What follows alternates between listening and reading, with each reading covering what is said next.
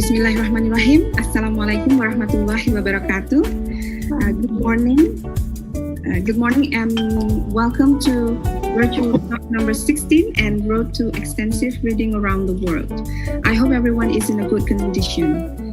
On behalf of the American corner of UMY, I would love to extend my gratitude to IERA for the collaboration in conducting this webinar. I'm very excited since Virtual Talk is finally back to the American corner of UMY. And the last time we held this series was Virtual Talk number 5. And it's already number 16 today. What an amazing number. We are very honored to have our guests today. I would like to warmly welcome Professor Dr. Insinyur Sukamto, STMT IPM, the Vice Rector for Academic Affairs, Universitas Muhammadiyah Yogyakarta. Good morning, Pak Kamta. Morning.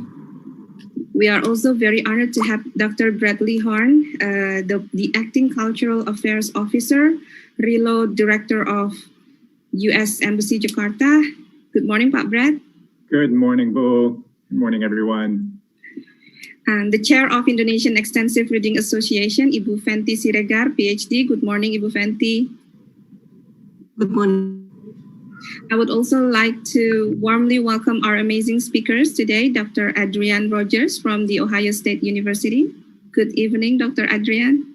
Ya, selamat malam dari Ohio. Selamat malam. Bapak Irfan Rifai, PhD from Binus University. Good morning, Pak Irfan. Good morning, Ibu. Emily McFarland from University of Birmingham. Good morning, Emily. Good morning. And Mentari Rona from Rumah Dongeng Mentari. Good morning, Mentari. Good morning, Rona. Good morning, Bu. And as our moderator today, we have Ibu Mega Mulyaning Maharani, MPD, from IERA. Good morning, Ibu Mega. Good morning, Bu Mariska. And of course, also allow me to welcome all panelists from IERA who are always helping us to answer the questions, both in Zoom chat room and also on Facebook. Good morning, Bapak Ibu. And I would also like to welcome all our participants in Zoom and also our viewers who are live streaming on the American Corner UMY Facebook fan page at amcorner.umy, our Instagram at amcorUMY, and our YouTube channel at American Corner UMY. We have around 300 participants enrolling for the Zoom meeting today. Hopefully everyone can join the meeting room without any trouble. Thank you for joining Virtual Talk number 16 today and Road to Extensive Reading Around the World. Today is the 16th series of Virtual Talk, and the topic of today's Virtual Talk is children literacy, a very interesting topic. I'm sure that we will have a great and eye-opening discussion this morning. Before we start the program, I would like to read the rundown for today's webinar. The first one is the opening, including the rules and regulation. And then the second one is the opening remarks from the Vice Rector, and the Vice Rector for Academic Affairs of Universitas Muhammadiyah Yogyakarta, and then the opening remark from IERA, and also the opening remark from RILO. And then we will continue to the main agenda, which is the presentation and also discussion session, which will be led by the moderator. And then afterward, we will have closing. Now I would like to read the rules and regulations for today's virtual talk. The first one is, through all the presentation, please non-activate both your video and audio. And the second one, questions during the presentation and discussion can be written down at the chat room in Zoom or at the comment box on Facebook and YouTube. And the panelists will try to answer the question, or they will be directed to the speakers during the discussion session. The opportunity to ask questions directly to the speakers will be given to the participant in Zoom, and it will be moderated by Ibu Mega as the moderator with the help of the panelists and our crew from the American corner. If you want to ask questions directly to the speaker in the Q&A session, please click the raise hand button in Zoom. We will then unmute your microphone, ask you to show your video, and give you a clue to start your question. All the participants for today's webinar will get an e-certificate, and for the certificate, we will share the link for the exit ticket at the end of the program. So please stay tuned until we finish the program today. All right, without further ado, I would like to invite Professor Dr. Insinyur Sukamto, STMT IPM, the Vice Rector for Academic Affairs of Universitas Muhammadiyah Yogyakarta, to deliver the first opening remark. For Professor Sukamto, the floor is yours. Thank you, Ms. Mariska. Assalamualaikum warahmatullahi wabarakatuh. The honorable speakers, Dr. Andrian Rogers from the Ohio State University, Pak Irfan Rifai, PhD from Pinus University, Emily McFarlane from the University of Birmingham, and Mentari Orona from Rumah Dongeng Mentari. The Acting Cultural Affairs Officer, Relu or Director of U.S. Embassy Jakarta, Dr. Fenty Siregar, PhD, and all panelists and all participants in today's virtual talk.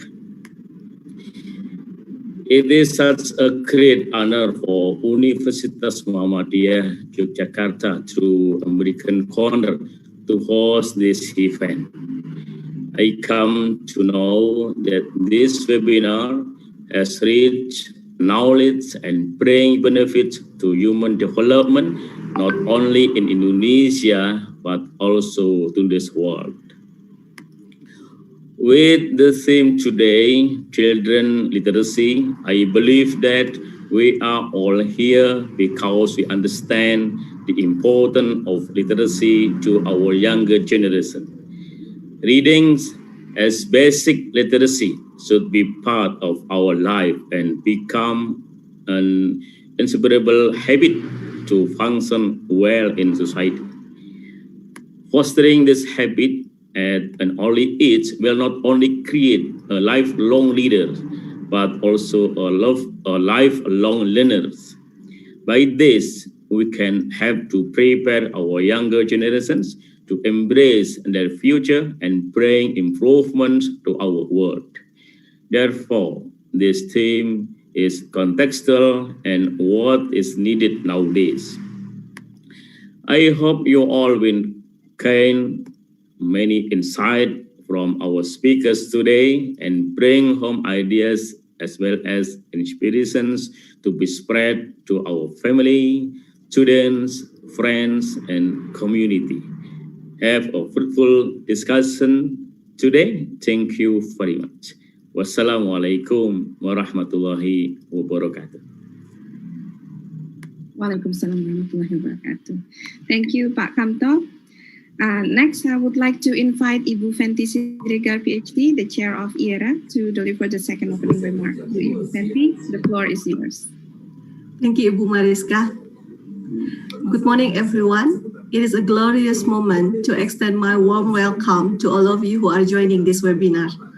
On behalf of IERA, I would like to express my gratitude to AMCOR UMY for hosting this event. I would like also to thank RILO and ERF for their supports. With this collaboration, we hope that we can increase teachers' awareness of literacy, especially children literacy. And we also would like to invite you all to take an important role in developing literacy in Indonesia. On behalf of IERA, I would like to also to thank all the speakers for their willingness to share their knowledge in this webinar. I'm sure this webinar will be beneficial for all of us. And even though this webinar is our last collaborations with AMCOT WebE, RILO, and ERF in 2020, this will not be our last collaborations. Next year, we will have many webinars and workshops. So, and then ERF will also hold extensive reading around the world from 13 to 15 August 2021. We hope that you all can join our events in 2021. Thank you. Enjoy the webinar.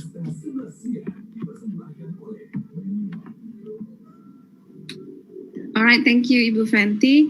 And I would like now to welcome Dr. Bradley Horn, the Acting Cultural Affairs Officer, RILO Director of U.S. Embassy Jakarta. Dr. Bradley Horn, for Brad, the floor is yours. Thank you very much, Ibu Mariska. Bapak Vice Rector, Ibu Fenty, esteemed speakers, and dear guests and participants. I have to apologize because I will not be giving an extremely formal address this morning because I actually feel like I'm with friends and family. We've worked closely with IERA and with ERF, and of course with the American Corner at Universitas Muhammadiyah Yogyakarta for quite a while now, on the topic of promoting literacy amongst Indonesian youth. And so it's always lovely to see everybody again. And although I don't know every one of the participants, I'm fairly certain that many of you are fellow travelers, let's say, in our mission to promote reading amongst the youth, of a love of reading amongst the youth of Indonesia. So this is the last event for IERA for 2020 in collaboration with RILO and with American Corner Yogyakarta. But of course, it is not going to be the last collaboration. Many of you may know that literacy is and promoting literacy has been a personal passion of mine for quite a while. And many of us also know that the amount of reading that children do, as Bapak Vice Rector mentioned, the amount of reading that young learners do will set them on a trajectory to become lifelong learners. We know that when children grow up in print-rich environments, they have much greater vocabulary range, and it is often a predictor of their future success in school. But what I wanted to tell you about a little bit is a personal side of this. As a parent, reading with my children was always something that was very close to my heart. And although my children are older now, I still remember those days spent reading with them. And so in preparing for this introduction, I wanted to go and grab a couple of the books that we used to spend time reading together. Because even though as a diplomat, we travel from country to country, and even though my children are older now, we still bring those books with us everywhere because they are so special to us. And so when I went to the bookcase this morning to pull a few books out to share the examples, I sat down and I couldn't choose just one. And so I brought up old friends like, let's see, oh, I don't know if you can see this because of the virtual background, but this is Knuffle Bunny by Mo Williams. Oh no, I don't know if you can see these books. Maybe I'll turn off my virtual background really quickly. Let me go to no background, and then hopefully you can see better. Books like Dinosaur Bob. Oh, where's the camera? There you go. Bilingual books like My Name is Gabriela, or Me llamo Gabriela in Spanish, because my children are Spanish-English bilinguals. Or books like Science Verse by Mo Sheshka. And even books that came from my childhood, like Dr. Seuss's Berenstain Bears Bee Book. These are books that are so near and dear to us that I grew up reading some of them, and my children, when they were very little, when we would sit together and they would cuddle next to me and we would read. And this is a critical part of launching children on that trajectory. When we model literate behavior for our children and when we share books with our children, this is what puts them on the path to become successful readers. When we as teachers as well model literate behavior, that will serve children well, our examples. I have to say that I wish that every child in Indonesia could have access to texts like these. And we know that it's not always possible. We have a sense that there's a promise of digital text, that children can access more text through digital. But in fact, the feeling of having a text in your hand, we know is irreplaceable. So that's why the US Embassy finds it, so in my office, the Regional English Language Office, finds it so critical to partner with IERA, with the Extensive Reading Foundation, with UMY, and with other educators who are committed to promoting literacy and a love of reading for all of Indonesia's youth.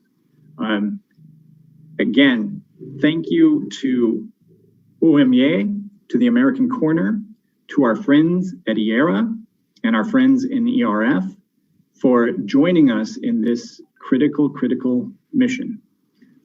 Thank you all, and best of luck today with the presentations, and best wishes for a safe, healthy remainder of 2020, and the best wishes for the new year. Thank you, Ibu Mariska. Thank you, Pak Brad. Okay, now I would like to hand it over to Bu Mega to lead the presentation and discussion session. So the floor is yours, Ibu Mega. Well, thank you very much, Ibu Mariska. Is my voice audible? Well, thank you. Good morning, good afternoon, and good evening, all the honorable speakers, all the participants of the virtual talk 16 in all channels, Zoom, Facebook, YouTube, and Instagram. Welcome to this webinar. My name is Mega Mulyaning Maharani. I'm from Universitas Islam Sultan Agung, Semarang. I'm going to be the moderator of this virtual talk 16 webinar today. I'm glad to be here sharing the first speakers of this webinar, Dr. Adrian Rogers, Mr. Irwan Rifai, PhD, Emily McFarland, and also Ms. Rona Mentari. Our today's discussion is under the topic of children literacy. This webinar covers two rounds. The first is presentation, and the second is the question and answer session. During the presentation, each speaker will have 20 minutes to deliver the presentation, and will be continued to the question and answer session. However, allow me to inform you that we will have a special time to Dr. Rogers as the first speaker to continue the question and answer time after he has finished his presentations. Actually, he has a different time zone with us. It's almost midnight there, so we decided to have the earlier time to him to have that session.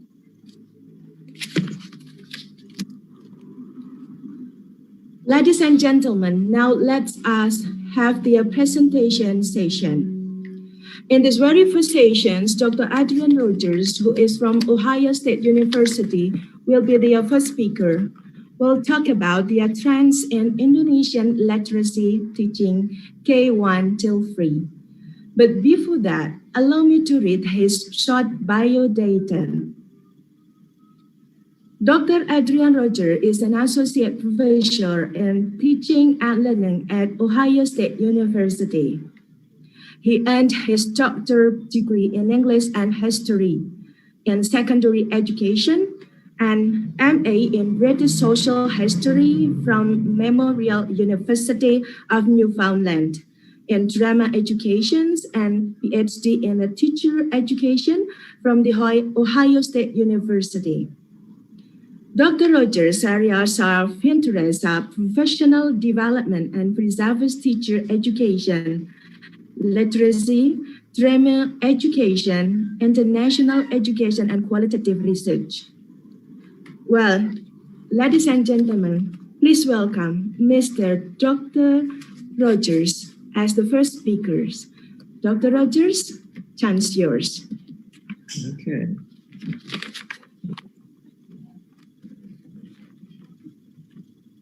So I think you can see my screen now, right? Is that right? Okay, great. I see nodding heads, so that's a good sign. So nama saya Adrian dari Universitas Negeri Ohio, and I have been working in Indonesia for a number of years. I work with S1, S2, and S3 students at Universitas Negeri Ohio. You even have an Indonesian name, right? Nama Indonesia, yeah. And I used to direct a partnership that some U.S. universities had with the Indonesian universities, and I've traveled to Indonesia over 47 times. So today, of course, we have many experts here because you as teachers, guru, or as faculty, dosen, are really the experts in this. So I'd be very interested in the questions that you might have about my presentation at the end.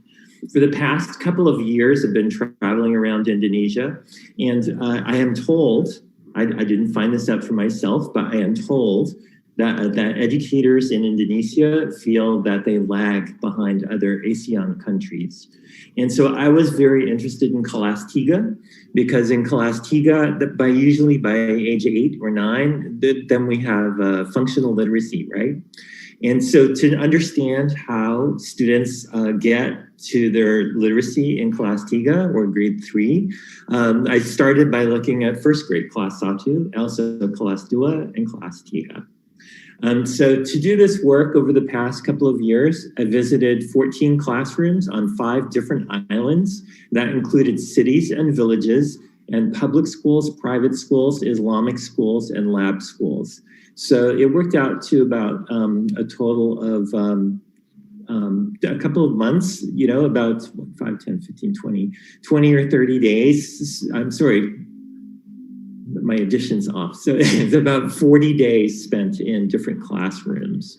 So one of the things that I noticed is that Indonesian classrooms in Kelas 1, Kelas 2, and Kelas 3, they usually don't use groups, right? A lot of the instruction is whole class.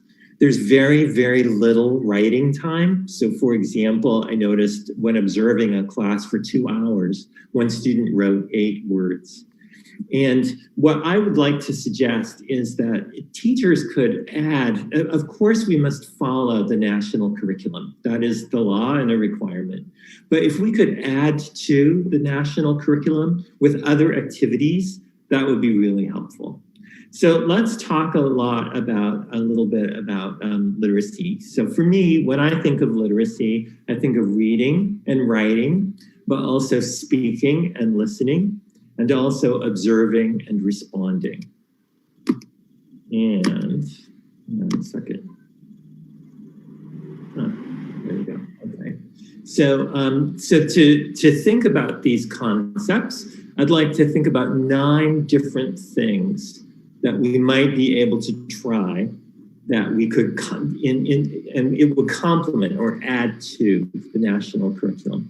Of course, right now, a lot of things are online, and I do understand that for teachers in Indonesia, sometimes you're working in a low connectivity environment. So sometimes we have to be very, basic, right, in terms of the kinds of online things we might try.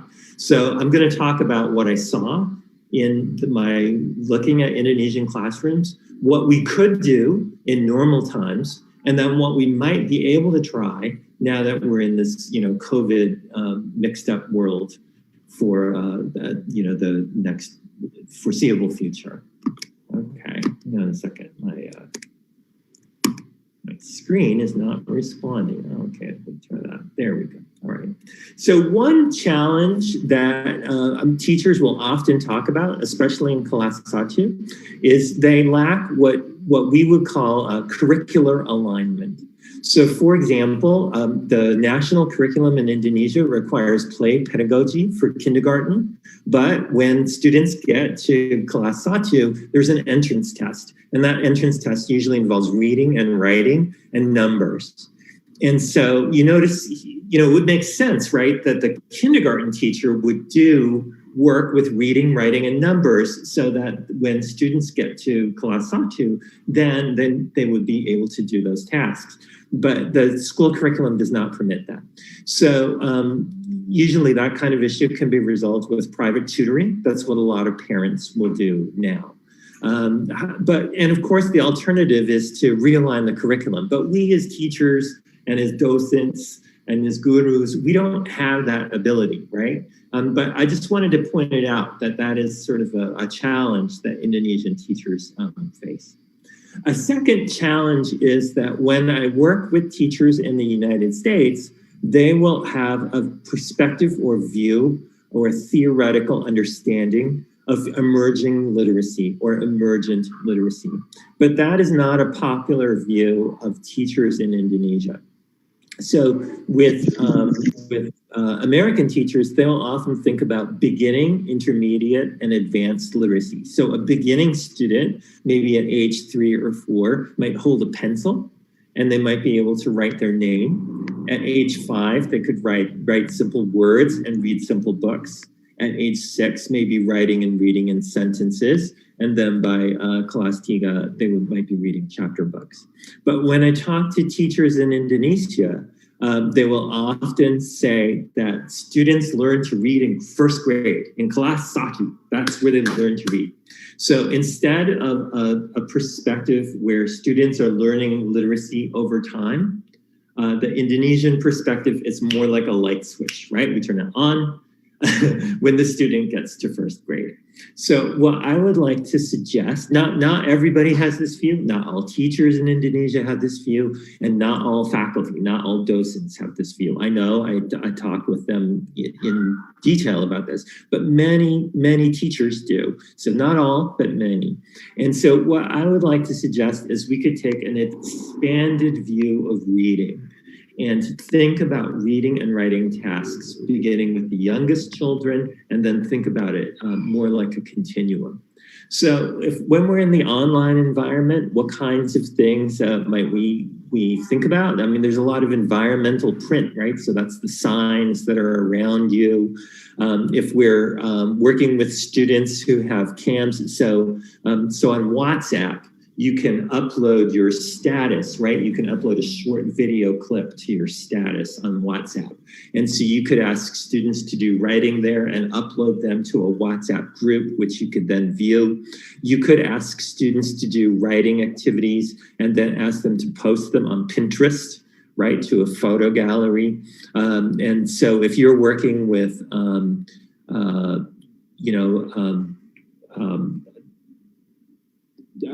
S1 students who are in pendidikan, whether that be for SD or for older grades, you could ask them to create lessons where they would model these kinds of activities. And then if you're working directly with students, what a great way to involve parents, right? Because all of the parents have HP, and then they would be able to, to help their children with their homework by uploading these kinds of things to a WhatsApp or a Pinterest or something like that. So in terms of emergent writing, here's the kinds of, this is from a play group in Samarang, actually, I think this one, no, in Kudus, sorry. And so you can see here that this school was an alternative school where they had this view of an emergent writing perspective. And so the child is, trying to play with the pencil and begin to make letters. And see, now they're making letters. That's great. I'm going to skip over. So different kinds of activities that students might do in emergent writing might be things like diagrams or lists. So that's kind of a list there, right? Or they could think about vocabulary or something like that. And, you don't really have to worry about the grammar. Now, I'm thinking a lot of you are teachers of Indonesian, Bahasa Indonesia, but maybe there might also be teachers of other languages. So of course, often you do that in high school, but if you're in a private school, you might be doing that in lower grades. Okay. Third thing to think about would be phonics versus whole language. I know this is often talked about in Indonesia, but in teachers of Indonesian in Kelas 1 and Kelas 2, Kelas 3, they focus very, very strongly on letter-sound relationships. And that's because Indonesian is a very sound regular language, right? So the letter makes the sound, one sound, the sound that it represents, almost always. There's a couple of exceptions. And that's not the case in English because English borrows from many languages. But there are strategies that you could use that would add to literacy in Indonesian classrooms. So one possibility would be a word wall. And so in a word wall, you would post the words on the wall of the classroom. Now, in an online setting, you might use Pinterest and have students construct the word wall. A second thing is that pictures in the book often support meaning, especially with younger readers. And so we know that because Indonesia uses a national curriculum with consumable books, that there's a limited number of pictures on some of the pages. And so one possibility is the teacher could use additional pages, or you could use additional books, kind of like the things that Brad talked about. Focusing on quality literature to support reading in addition to the textbook that is used in all classrooms, that might be something to think about. And then thinking about using whole class teaching with the teacher, but also pairs and small groups could be helpful. So let's think about these a little bit more. Here is a classroom in Bali. As we know, every school must have sustained silent reading time for, I think it's 25 minutes a week. And so this is the school, this is the space at a school somewhere in Bali. So you see how the books are displayed and you see the word wall, so no words on the wall.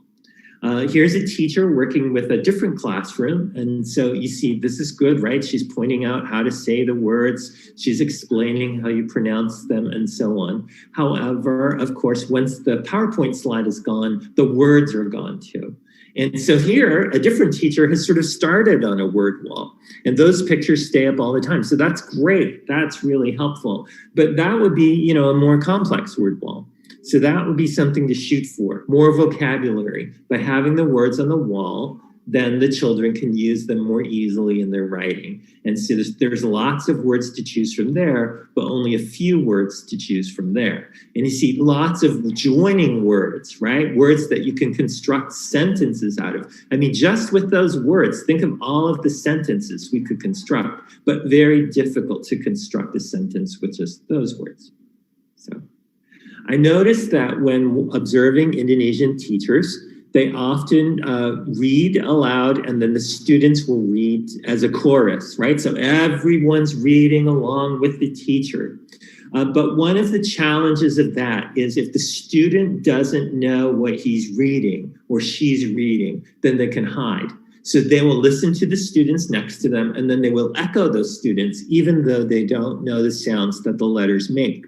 And I often noticed that students who had difficulty reading in first grade, by the time they got to second grade, those strategies weren't working anymore because the choral reading, the sentences were very long. And so they couldn't quite listen to their friend fast enough and then say the sentences back. So, a student who is having difficulty learning to read in first grade is able to hide. And then by the time they get to second or third grade, the strategies that work for them in first grade aren't working anymore because the reading's more complex and they're left behind. So one strategy that teachers could use if they're working with students in person would be to use a big book. I very, very seldom see those in Indonesian classrooms. Out of all the classrooms that I looked at, I saw them twice in 2 different classrooms. And so if a student is struggling, a suggestion would be that you could put that student in a small group and spend some time working with those students just in a small group. It's, Indonesian teachers lots of times, right? They have 5 or 10 minutes for students to do tasks. So that's 5 or 10 minutes they could go and do some reading in small groups with students who might be behind or who might be struggling. Another challenge in reading books is finding materials. And we know that, we can use the textbook in schools, but that some schools are very challenged by finding other materials. So it might be that you would need to find materials online. I have seen teachers in Indonesia create big books, so that's an option. In Indonesia, teachers sometimes read it from a small book, and then of course the problem is that the students can't really see it and they can't really see the words. So, here's typical book sharing, right? In an Indonesian classroom. So you see all of the children have their textbooks out in front of them. The teacher is reading to them. However, here you see that this teacher has created a big book. So, this is something that all of the students can see. The text is larger, and you see the teachers pointing to the text, right? So the students are learning what words make what sounds. And so that would be a suggestion to try and use text more, featuring texts that students can see. And that might be more interesting than the national textbook. In an online environment, you could do that by PowerPoint, right? So you could send a PowerPoint, or you could have this teacher, teach the lesson and then upload it to YouTube, or they could upload it to like a WhatsApp status. They could, put it up as a 20 or 30 second clip or something. So a challenge that I often see in the Indonesian classrooms that I visited was the idea of differentiated learning. So in Indonesian classrooms, usually all of the students in the class are doing the same activity at the same time. Also, a lot of the learning is in whole group. So the students might be sitting in small groups. Sometimes they're sitting as a group of 4, but they're not working as a group of 4. All of the instruction is for the whole class. So, to make room for more differences, one possibility would be you could use alternate texts. You could use small group activity. I asked teachers one time, why don't you use small groups? And they said, well, it's not something we do here. And then on the way out of the classroom, I'm walking down the hall and the students are sitting in small groups. And I said, what are they doing here? And they said, they're learning the Holy Quran. That's how we do it, in small groups. Okay, so they're learning Arabic from the Quran in small groups, but when they learn Indonesian, it has to be whole class. It doesn't have to be like that, right? They're already learning in small groups outside the class. Now we could have them learn in small groups inside the class. Okay, so here you see this classroom. There's sitting as pairs, but a lot of their work was full class. They're not actually working as a pair. So. I also noticed that in the Indonesian curriculum, the writing opportunities are very limited. So I observed instruction in a class that was in classes that used the new textbook. And then I observed, and that textbook is intended to be consumable, right? Which means that students write in it. And that's, each book can only be used by one user because students will write in the book. But a lot of times students don't use the book because they haven't bought it. So instead they will write in notebooks. I also saw students in some schools using the old curriculum for about 12 years ago. And that's because the school could not afford the new curriculum. So they were using the older, more outdated textbook. In that older textbook, there's no room to do any writing. So the students have to do all of their writing in their notebook. Now, the problem with the new textbook is it leaves very, very little room for writing, maybe one line.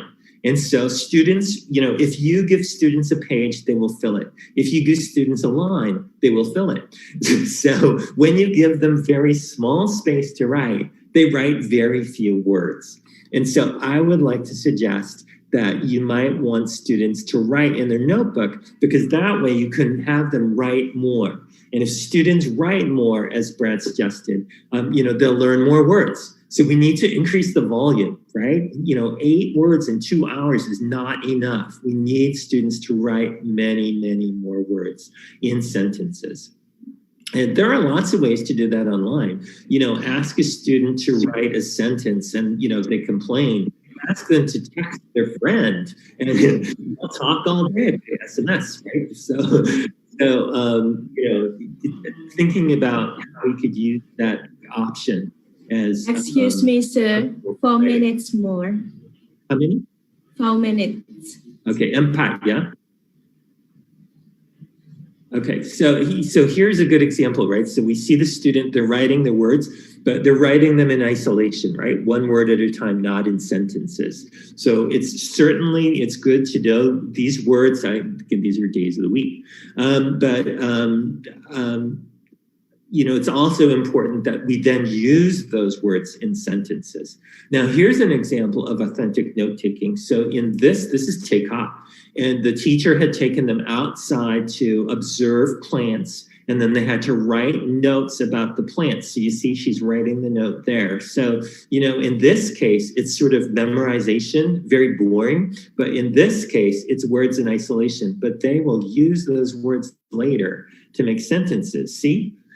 So that's the children's diagram about the plant using some of the words that they made outside. So one of the challenges with silent reading time is there are not a lot of textbooks, or they are not attractively displayed. So this is his child in Bali, right? But you see, he has a book cover, but there's no pages in the book. It's just a cover. All the pages fell out years ago. So one of the things so what the teacher did was they made some photocopies, but these are boring texts, right? So there are more attractive ways to create texts. You could, as a teacher, create texts. So these are some texts created by S.Satu students. You could create a big book like this teacher did. And here are options for attractive displays. This is from Kota Makassar. They literally hung books from trees so students could look at them during their break time.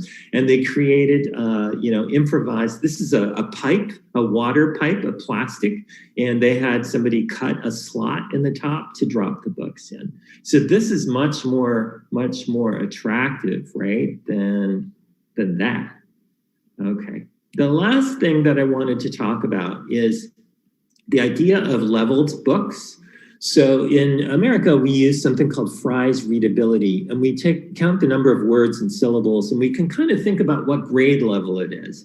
But in Indonesia, when I asked about leveled books and the difficulty, the level of complexity, teachers didn't really seem to know about that.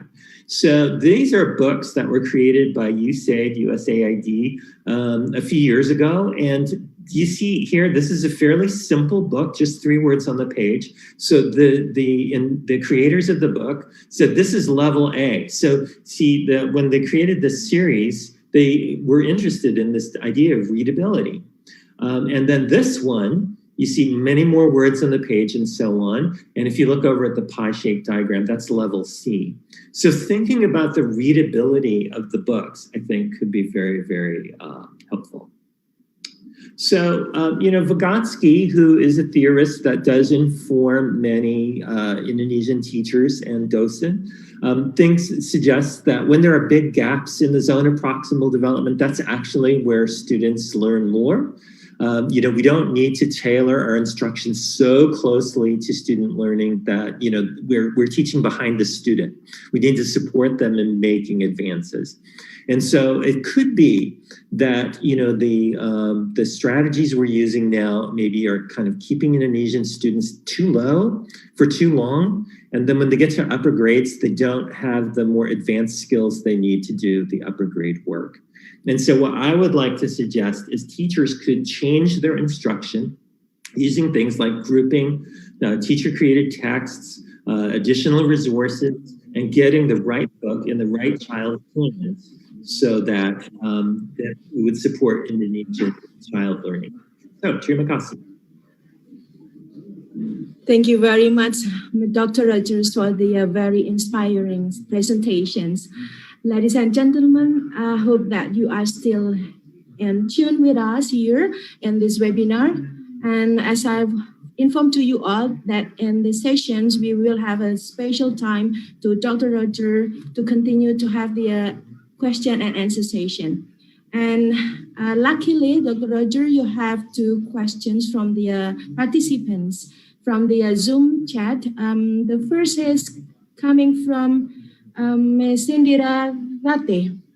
The question is, Are there any alternatives to improve students whose parents cannot accompany these students due to their works? Will you try to answer the question? Yeah, can you say the question again? I had difficulty hearing you. I'm sorry. Yeah. Are there any alternatives to improve students whose parents cannot accompany their students due to their work? Right. Yeah, so the most helpful use of books that I saw in classrooms was in Kota Makassar. And there, of course, we know, right, that the children will often donate books to school. And so they had to, display them in the way I showed in the photograph. Of course, it can be challenging. The school that I visited in Bali was a lower income school. And so, they didn't have any of the resources that the Makassar school did. In Makassar, they actually ordered children's books. Children's books are hard to get in Indonesia, and there are reasons for that related to the economics of the printing companies. But I think, even for low-income children, if they're working in a low-income school and they're not able to get resources from the community, then the other option would be for the teacher to create the books. And that's something that I've, seen done here when the reading level of the child is so low that it's hard to get a book for them. And in that case, the teacher will create a book. So they'll write the words out on like a file folder, put some pictures on there. They will put tape on it to hold it together. And then they have teacher created books. And once they're created, one student, they can, last for a long time. Thank you very much. So their parents here to have this spare times outside their work time to have an alternative to have the children learn the book. Thank you. Now we move to the second question. The second question is coming from Mr. Ikin Sodikin.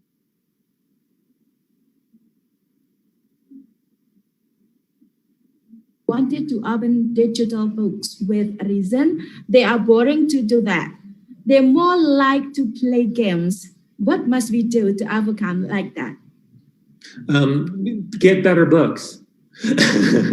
Right. So that textbook bored me and I'm studying, right? So, it is not the most attractive textbook. I think the authors tried really hard and there are some nice illustrations there, but if we can get really good books, children will read them. So that's the thing to focus on. Another thing to think about is there is a time and place for play, and there is a time and place for reading. And when students were asked to do the sustained silent reading, they would do it if they had good books. So I think that's getting the right book in the right child's hands is really important. Another challenge that I saw is that students would sometimes just take a book, but they would take a book that might be too difficult for them, or they would take a really easy one and they would read it 2 or 3 times over in 5 minutes to be done. So, leveling the books, arranging them by difficulty, or arranging them by subject matter so that children can find the books that will be of interest to them. These would be, ways to make the books more accessible. So with, if there's a group of 80 students in one classroom, as there often are, there can be a lot of range of reading level, right? So some students might be reading at the very beginning of first grade, and other students, late second grade, even though they're in class. So, arranging them by difficulty, interest, displaying them at the level, at a level 1 meter from the ground and not 3 meters from the ground, which I have seen. These would be ways to make the book more accessible to children. It's a tragic irony that the best book corner I have ever observed in Indonesia was at the airport into Lima, right? At Gate 5 in Pontianak, they have a great book corner. So that's sad. That's every classroom. Thank you. The good book is the answer, right? Yeah. Thank you for answering those 2 questions. And ladies and gentlemen, by having this kind of session, seems that, okay, our first session is over. And would like to have the gratitude for your time having the discussion today, Dr. Rogers. It's very nice. Okay. Okay, Ya, presentations. terima kasih dan selamat malam. Selamat malam. Have a nice night.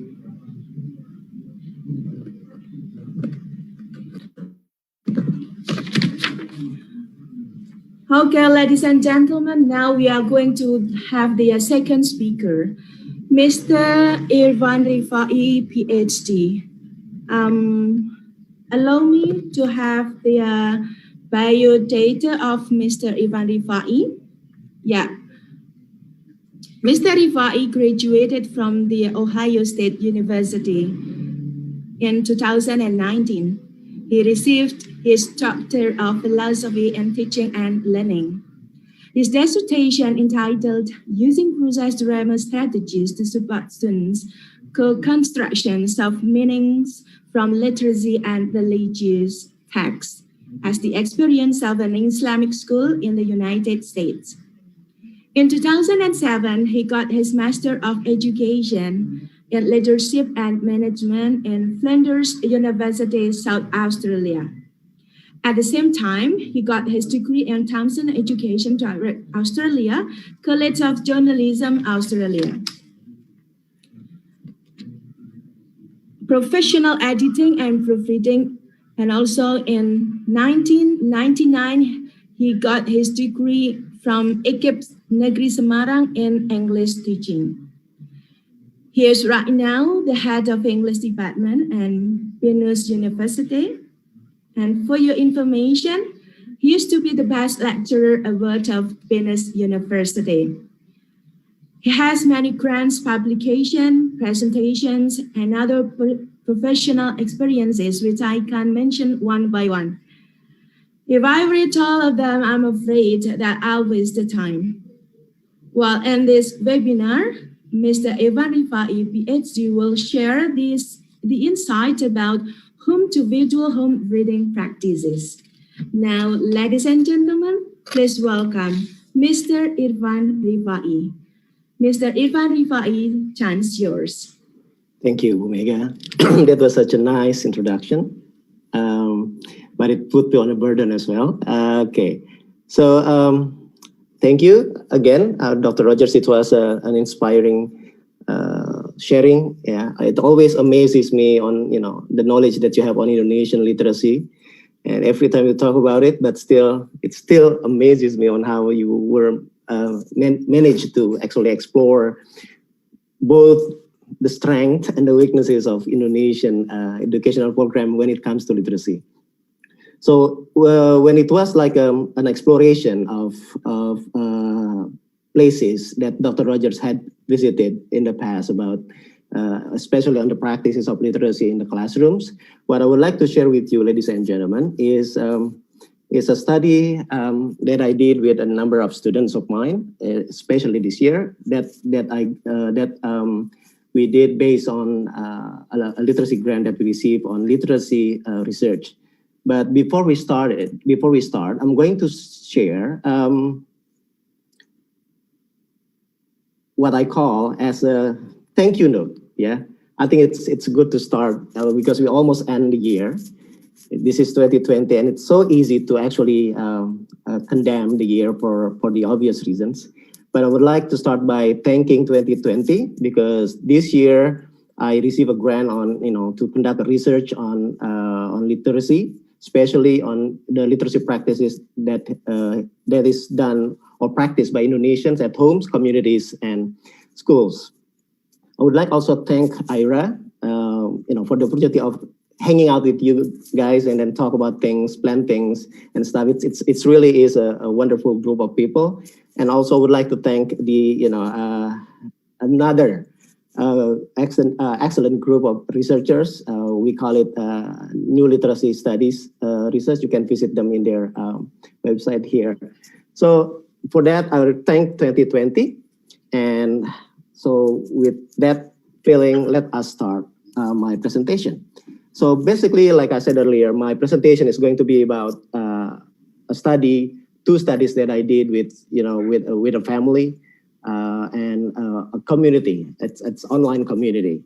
So it's 2 qualitative studies conducted at home, literal home, and conducted in a virtual home. I got the term from one of the participants who joined our virtual book on movie club. Let me go deeper about that.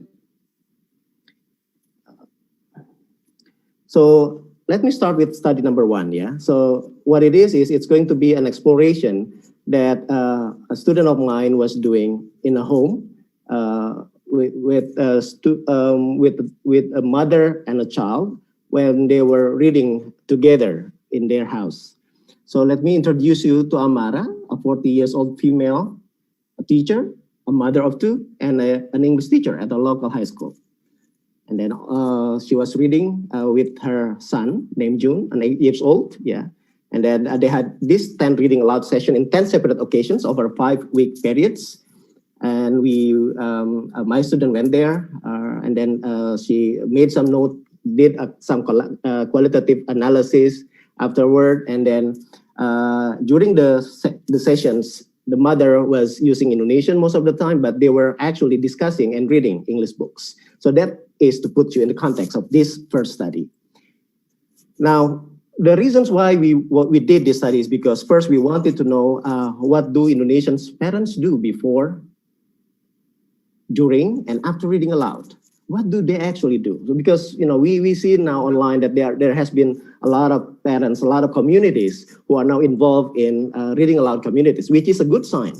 Yeah, and then also we really also wanted to know whether reading is really a pure mental act. So studies have explored and tried to explain the reading process from the cognitive perspectives, but is that really the case? So is there anything social about reading? Is there anything more than just what the brain has been trying to explain the process? So those are the 2 questions that we wanted to answer for the first study. As a result, okay, so let us visit the literature review first. In the process of book selection, this is one of the pre-reading activities. My students who were there to collect the studies revisited some of the studies. These studies were written by Harris, Ditcher, and Dewar and Newman, who are the people of literacy and know very well what they were talking about.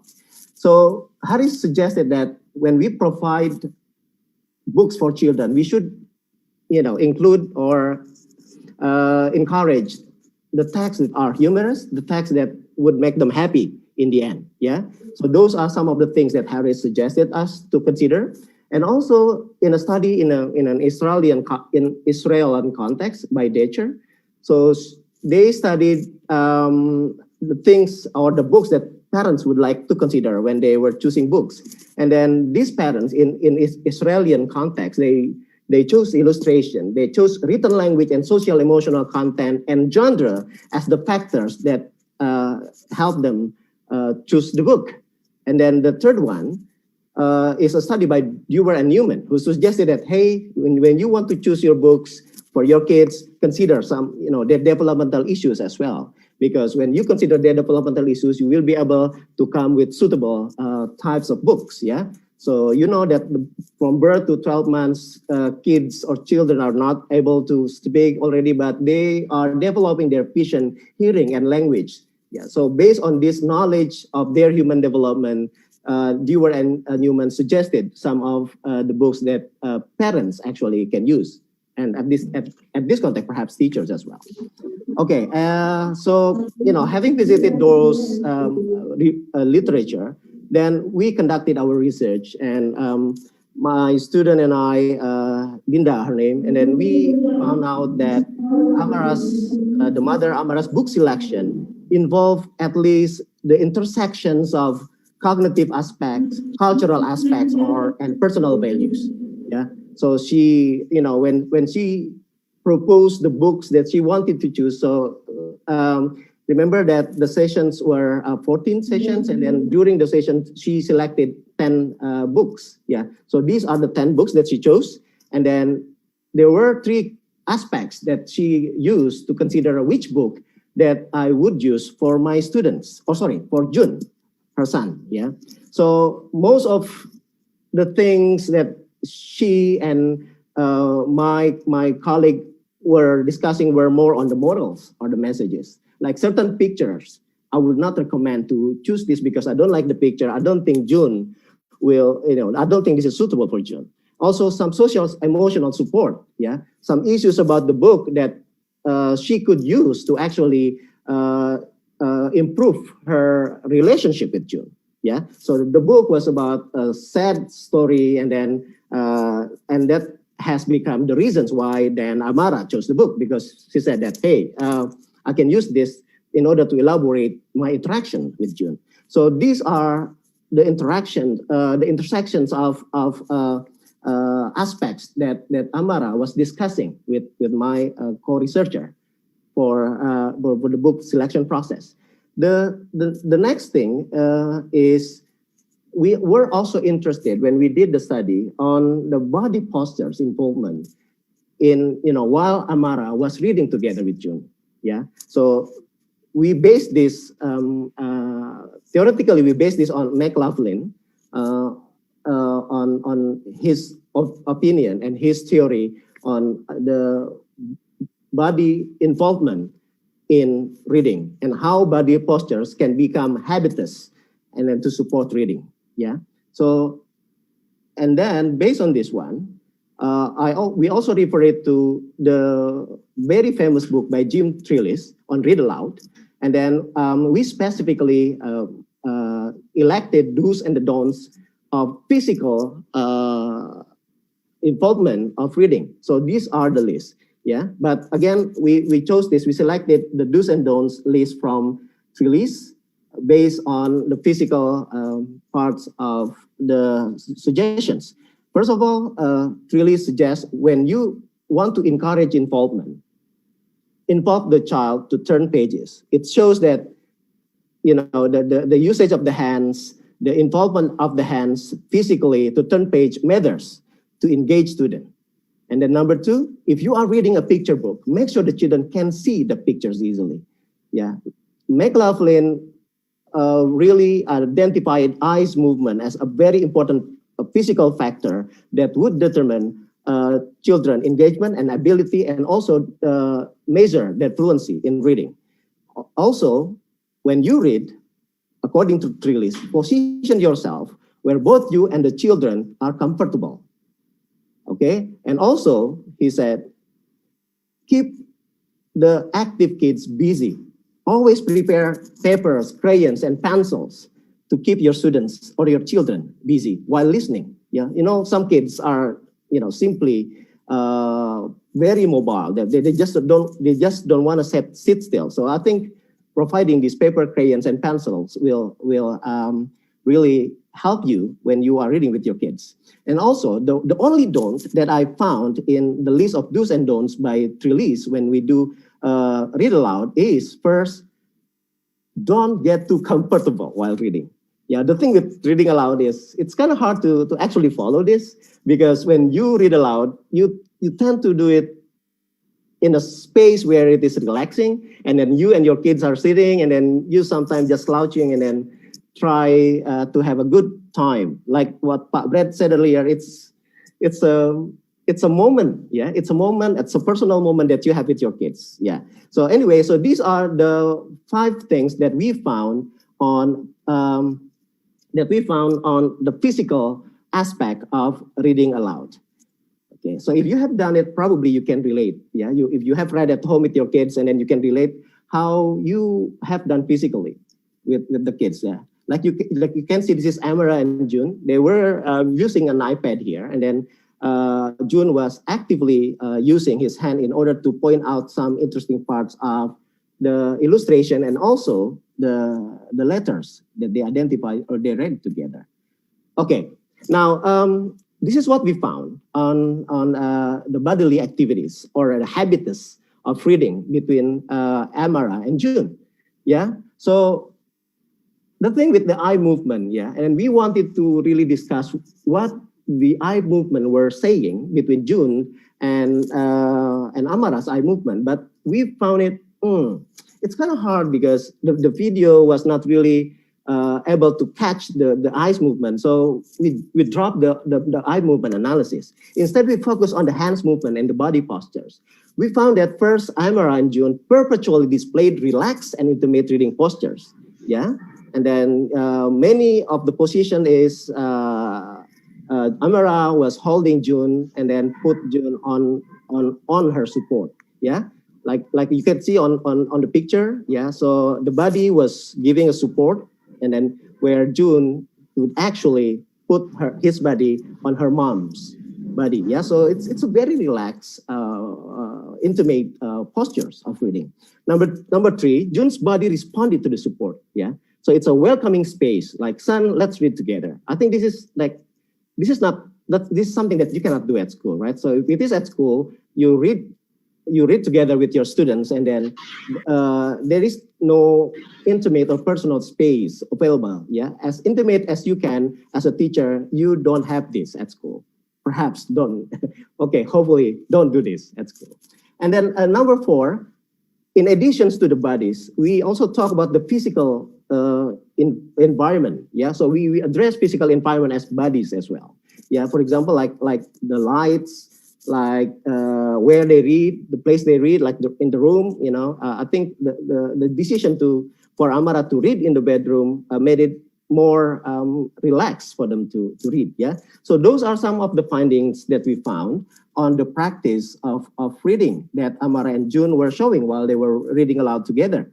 Now let me bring you to the second study that we did with a community. It's a virtual book or movie club community. Yeah, initially we wanted to be only a virtual book, but then will the current generation, like will the high schoolers be interested only to talk about book?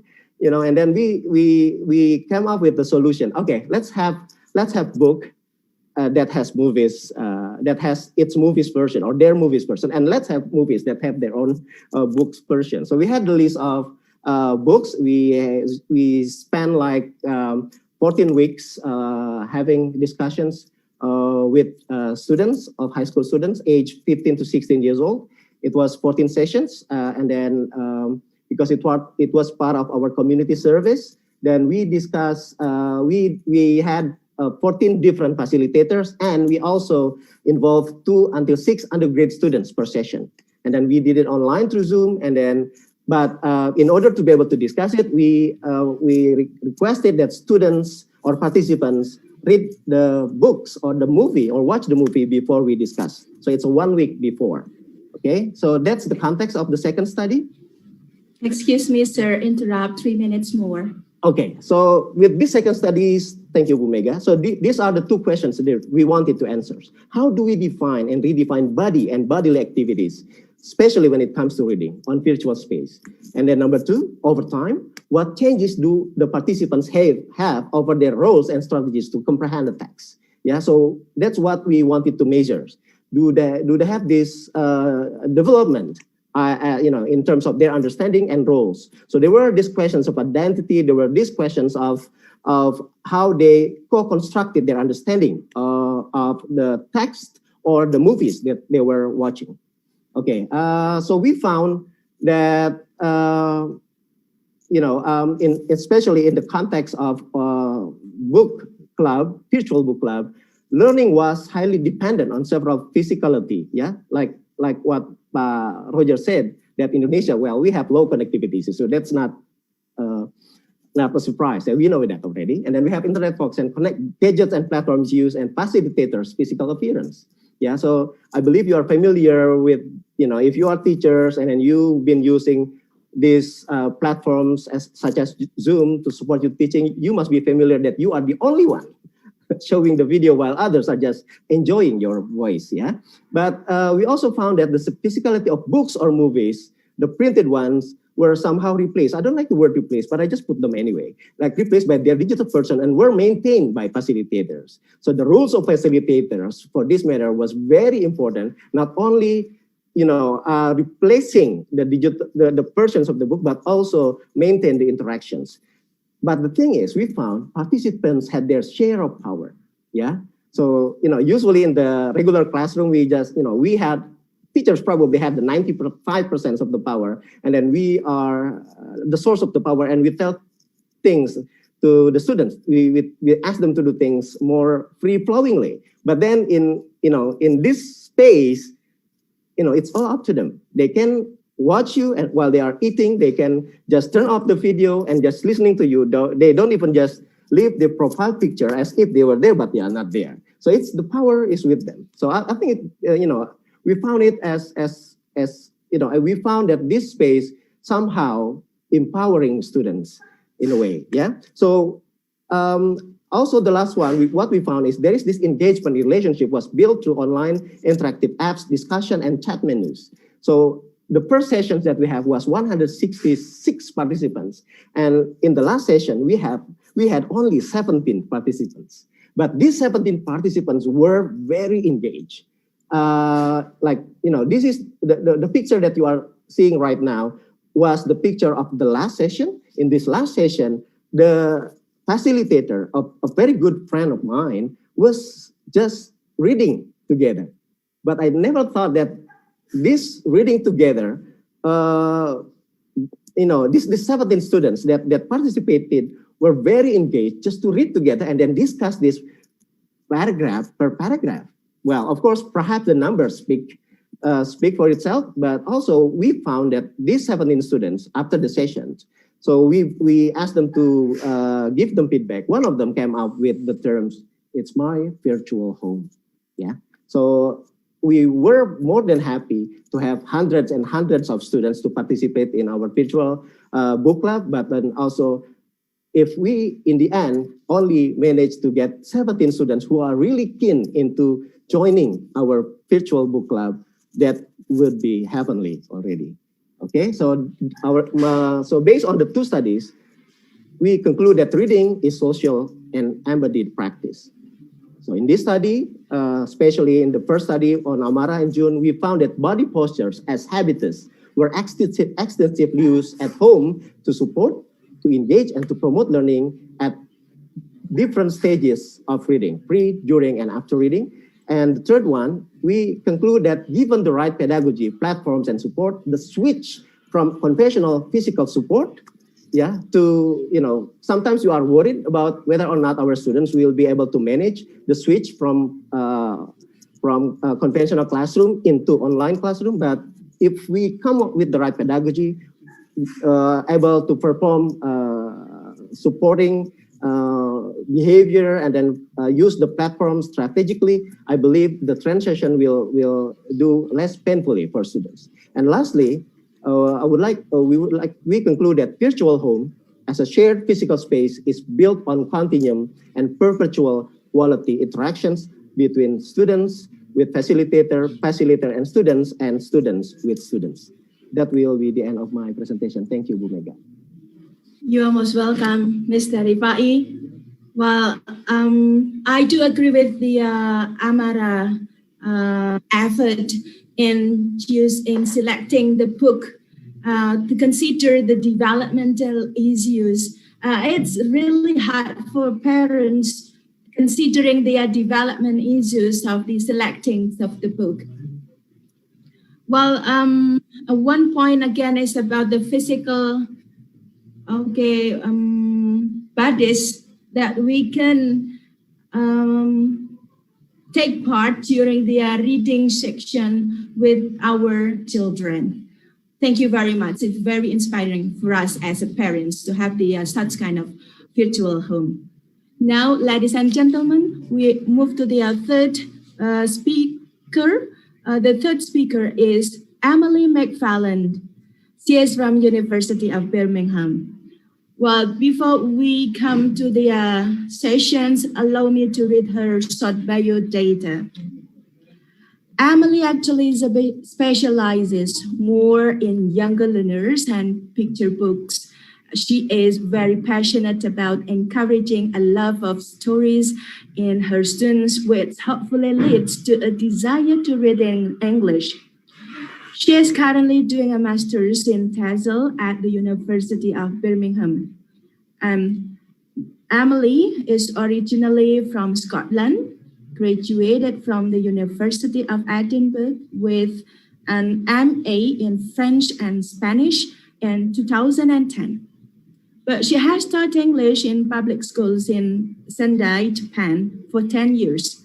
Most recently, her placement has been in elementary schools where she not only teaches language lessons on daily basis, but visits other schools as an advisor, observing and giving suggestions on how to improve the team teaching method of instruction carried out by Japanese and native English assistant teachers. She is currently completing her master's in TESOL at University of Birmingham, and her dissertation topic is identifying and developing effective scaffolding techniques during picture book read aloud sessions for Japanese young learners. Okay, now please welcome Emily McFarland with the discussion topic is using picture books online. Please welcome Emily McFarland. Emily, time's yours. Thank you so much for that lovely introduction. Just share my screen. Okay. Hello, everyone. It's so nice to see everyone around the world. I'm going to apologize right now if I get a little croaky. I've been teaching small children all week and used my voice a lot. So if it breaks at any point, I do apologize. I'm going to talk about my experience using picture books online, but I feel like many of the things I talk about today can also be used in the classroom. So I hope even if you don't use any online picture books, then this will also be helpful for you. So just a little bit about myself. Most was said in the introduction, but I teach in public elementary school in Japan. And the students there speak Japanese as their first language, and they're learning English, but English learning in Japanese schools only starts from 3rd grade. But I really like picture books, and I'm trying to get those in as many of my classes as possible. So a little bit about the schools I teach in. We have very low English literacy. We have low resources for English, but there's a very high interest with the students. So with our English literacy in the elementary school curriculum for English, it does not include any reading or writing. And we are not allowed to teach reading until the students reach junior high school level. So of course that makes a very difficult start for junior high school for them. The Japanese alphabet is different from English, so it's a very big jump for them at junior high school level. So while we're not teaching reading so much, I do like using books a lot in class and picture books in order to start the students off on a good start for when they do learn to read, and also to start their love of reading as much as I can. With resources, we are limited in the English books that we have available. And as we're a public school, we are limited in what suppliers we are allowed to use to buy the books as well.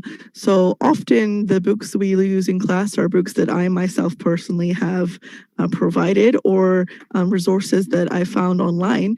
And I will share some of those with you later on in the talk.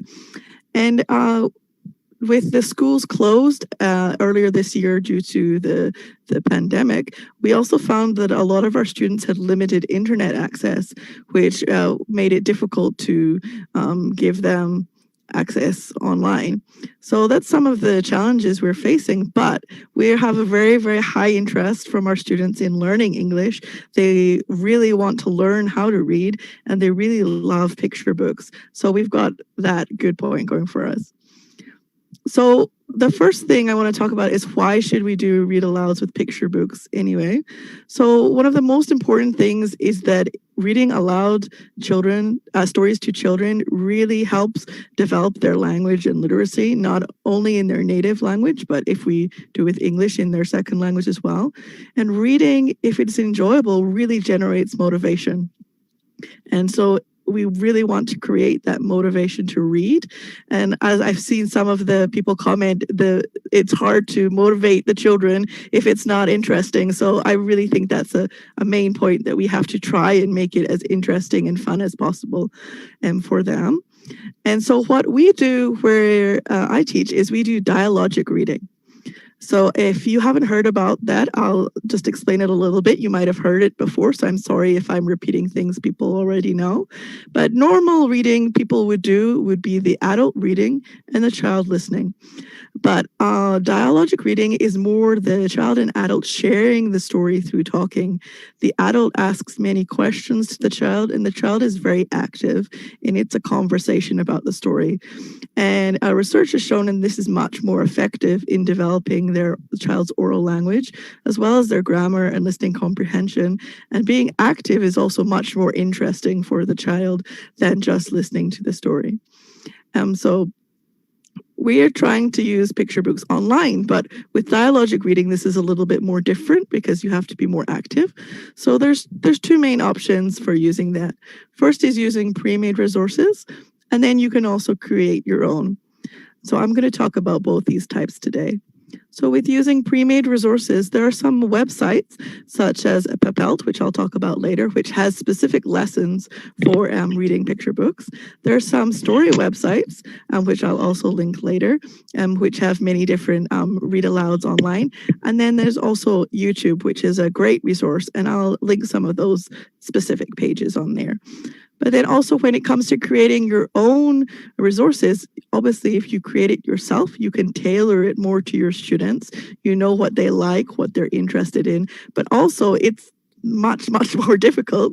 It's really challenging, and it can be quite scary, I think, trying to use all the technology and things. So I'm going to talk a little bit about what you need to consider if you're going to create your own resources for using it online. And I think many of the points there are also good for using picture books in the classroom. So I hope that will be helpful, even if you're not going to use them online.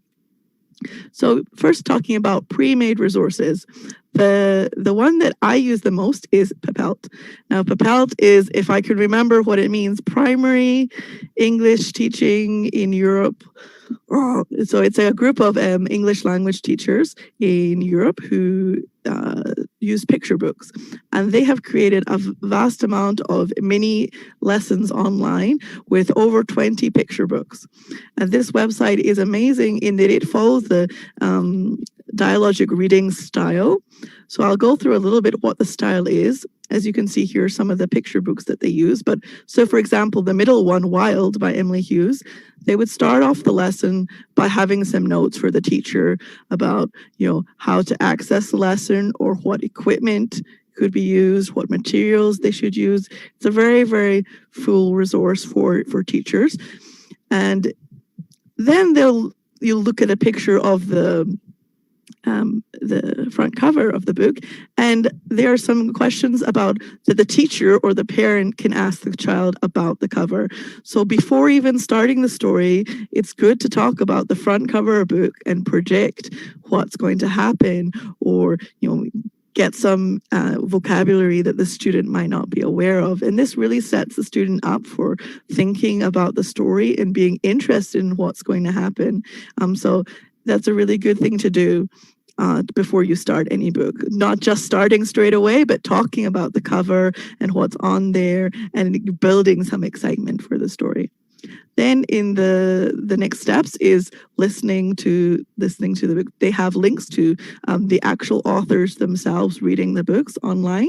And they recommend listening once just for enjoyment, which I think is very important, rather than making it, a lesson and having to answer questions. It's very important to just enjoy the story. And it's really nice that the authors themselves are the ones reading the books. And then they have some questions that you can answer while listening the second time or a third time, as many times as you need. And then after that, they have some activities that the students can do after reading, which really helps them relate to the story and think about it in relation to their own lives. And then also the last step is for them sharing their work, whether it's with their teacher or their classmates, and thinking about the story. So I really like this website, and I think this, even if you don't use it with your students, I think it is a good guide of a way that you can read stories with your students and get them thinking about stories and developing their critical thinking skills as well. Now, my students are Japanese and they can't read English. So I couldn't use that site itself with my students. So my project was translating all those lessons, obviously with permission from the original creators, into Japanese, into my own site. So if you want to use their lessons, but in a different way, if you just get in contact with them, they're very open for you to translate their lessons or adapt them in a way that's more accessible for your students. Some other sites that have some good videos for reading online. Storyline Online has many celebrated American actors reading different children's books. Now they're reading them, they're not showing them so much as in the previous site, so it's more of a listening thing, but there are hundreds and hundreds of books on there, and they have a lot of information about their level and their running time. It has a suggested grade level and some activities that can go along with it. So it's a really good resource, I think, to use there.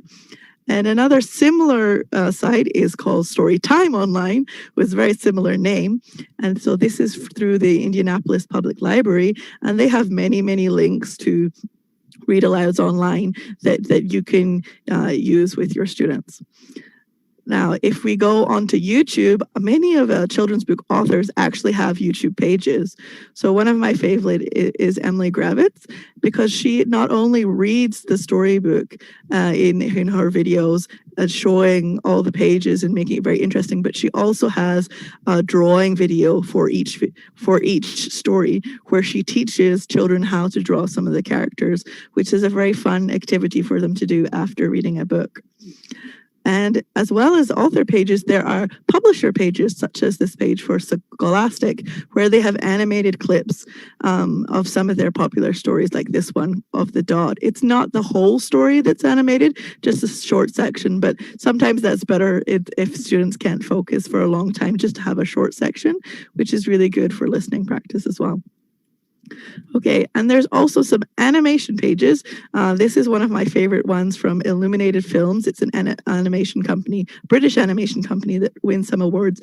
And they have animated a number of different books, including The Very Hungry Caterpillar, which I think is very famous. And they have animated the entire story. So that is very, very interesting for the students to watch. Usually it's a story that they have already read in their own language, and something to do after having read the book as well.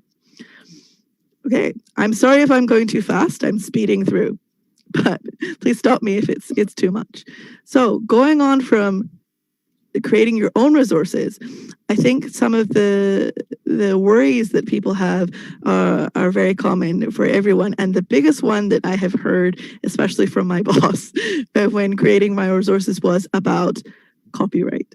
Now, I think it's a very real worry that people have. You don't want to break any laws, obviously, when you're reading books online with your students. So copyright is a big worry that many people have. So can we use books online? Are we allowed to read? Yes, we are. Now, if we're looking at the law of fair use, it is covered to read books online to your students in most cases under certain circumstances. So these are the things that you have to be careful to follow. So the main one is that it should be posted in a closed space, such as Google Classroom, anywhere where not everyone can see. I'm sure on YouTube you can find videos of people reading stories that they are not actually supposed to be doing that. So please post it somewhere where the general public can't see it. So if you post it on YouTube, it has to be unlisted. Only your students who have the link can see it. And then you should remove it after a certain amount of time. A number of publishers have set limits to when they would like you to take the video down. Currently, the majority of publishers are saying June 2021, end of June 2021 is when they would like you to take the video down, so that once the pandemic is over. But right now is a really, really good time to put things online because the publishers have created so many exceptions right now because of the pandemic. And many of the publishers also would like you to email them to tell them that you're using their book. But if you follow these rules, then they have no problem with you reading things online. And I looked up some of the laws in Indonesia just to be safe, and they specifically say that if it is used for education purposes and you're not, and it's for non-commercial purposes, it is perfectly fine for you to use books online. So rather than if you were copying and photocopying a book and giving it to your students, that would be taking away money for the publisher. But if you're just reading a story in a video or to the classroom, there's no problem at all. And there is a list of publishers through the School Library Journal at this link here, which I'm sure if people share slides after this talk that you'll be able to find this link again. But they have a list of every single publisher and every single publisher's rules. Some of the publishers have different rules. For example, with this book, this publisher, Little Brown, they want you to email them. They want you to say specifically that Little Brown gave you permission to read the book. They have a lot of rules. Whereas this book, for example, with Macmillan say, there's no problem, you can read the book. You don't have to email them. You don't have to say that they gave you permission. You're fine to read the book. So it's good to check the specific publisher's rules. But you're free to create resources. Now, going on to improving your read alouds, this is both for if you're going to create a video reading a book or if you're doing it in your classroom. So the first thing you should think about is your space. I think some of the other speakers today have talked about this. What can the students see around you? How are they sitting with you?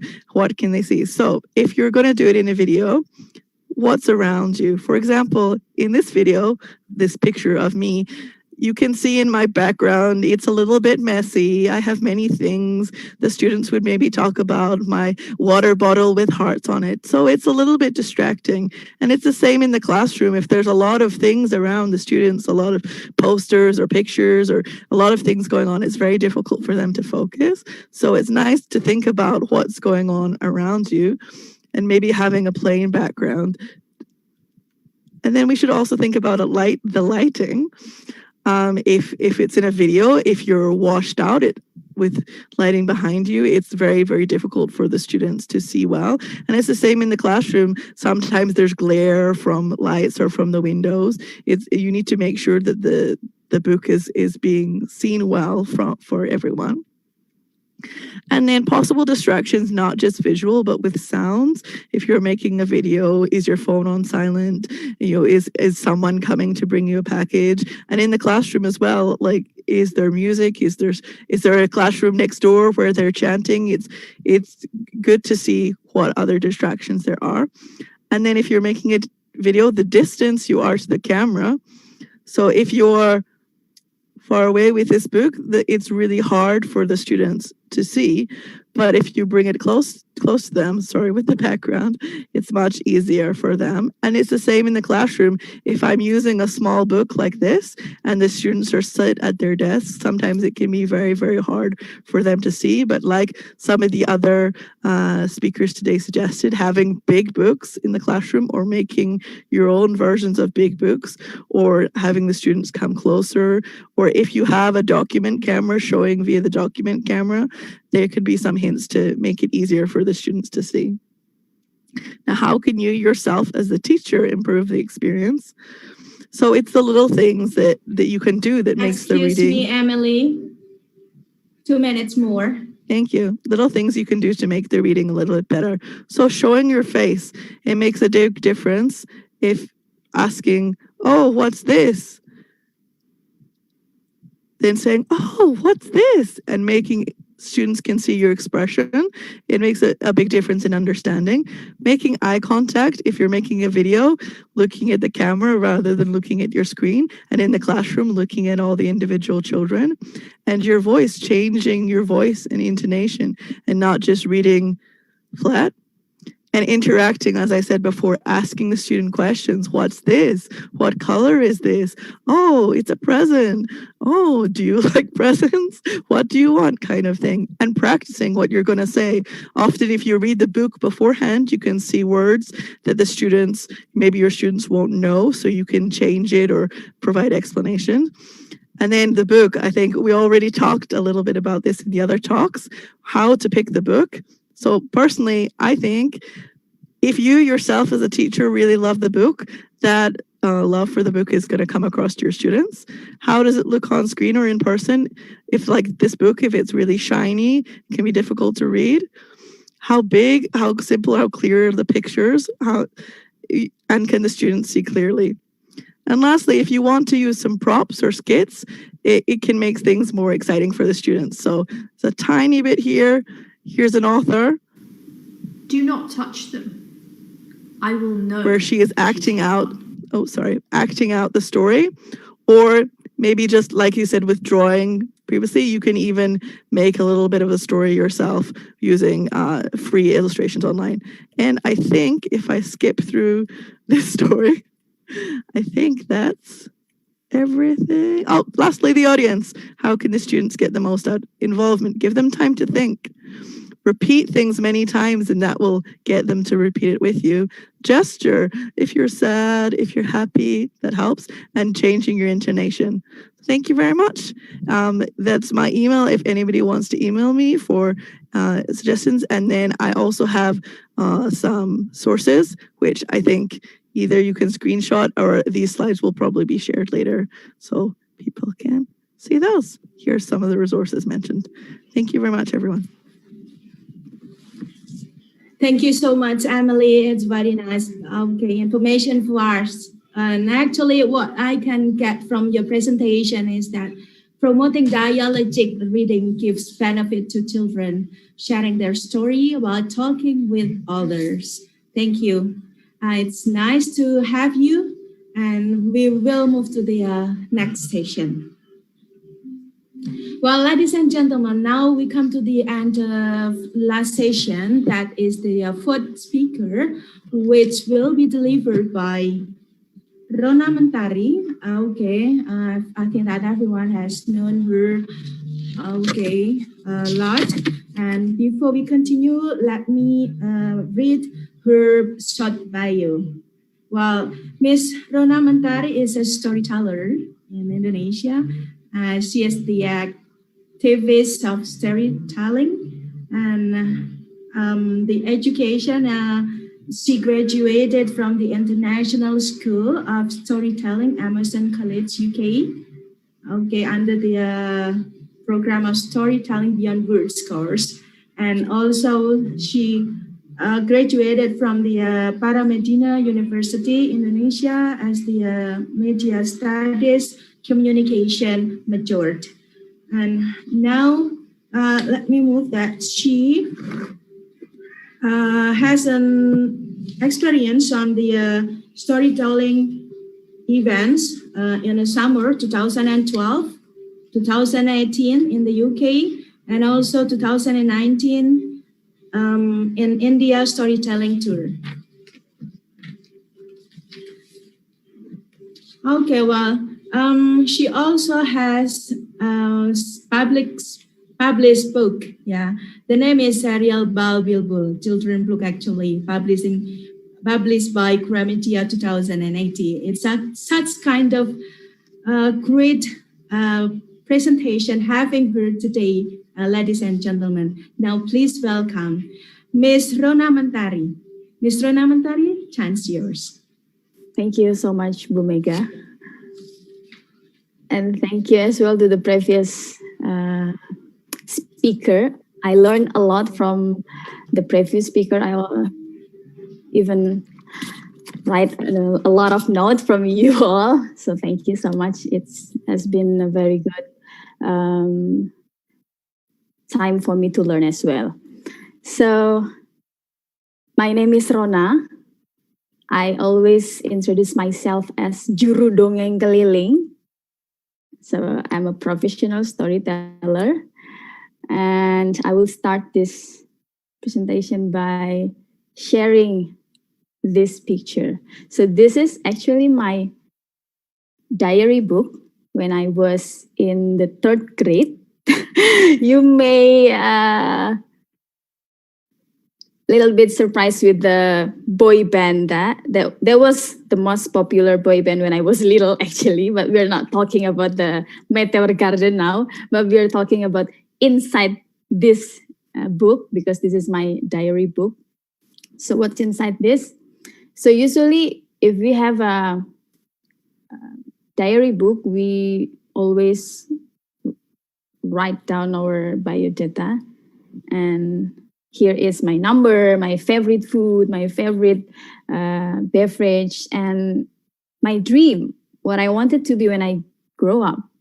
And when I was in 3rd grade, I wrote that I want to be a storyteller. I want to be pendongeng. And the question is, why? So when I was a child, I was a timid child. I don't have many friends.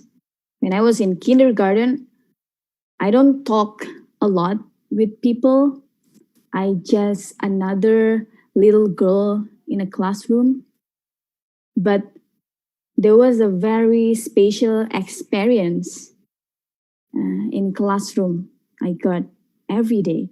And that was the time when my teacher tell stories, when my teacher started to open the book, when my teacher started to move her or his gesture and start saying, once upon a time. I love listening to my teacher's story. And the thing is, when I back home, I always retell my teacher's story to my mother, which was my best listener.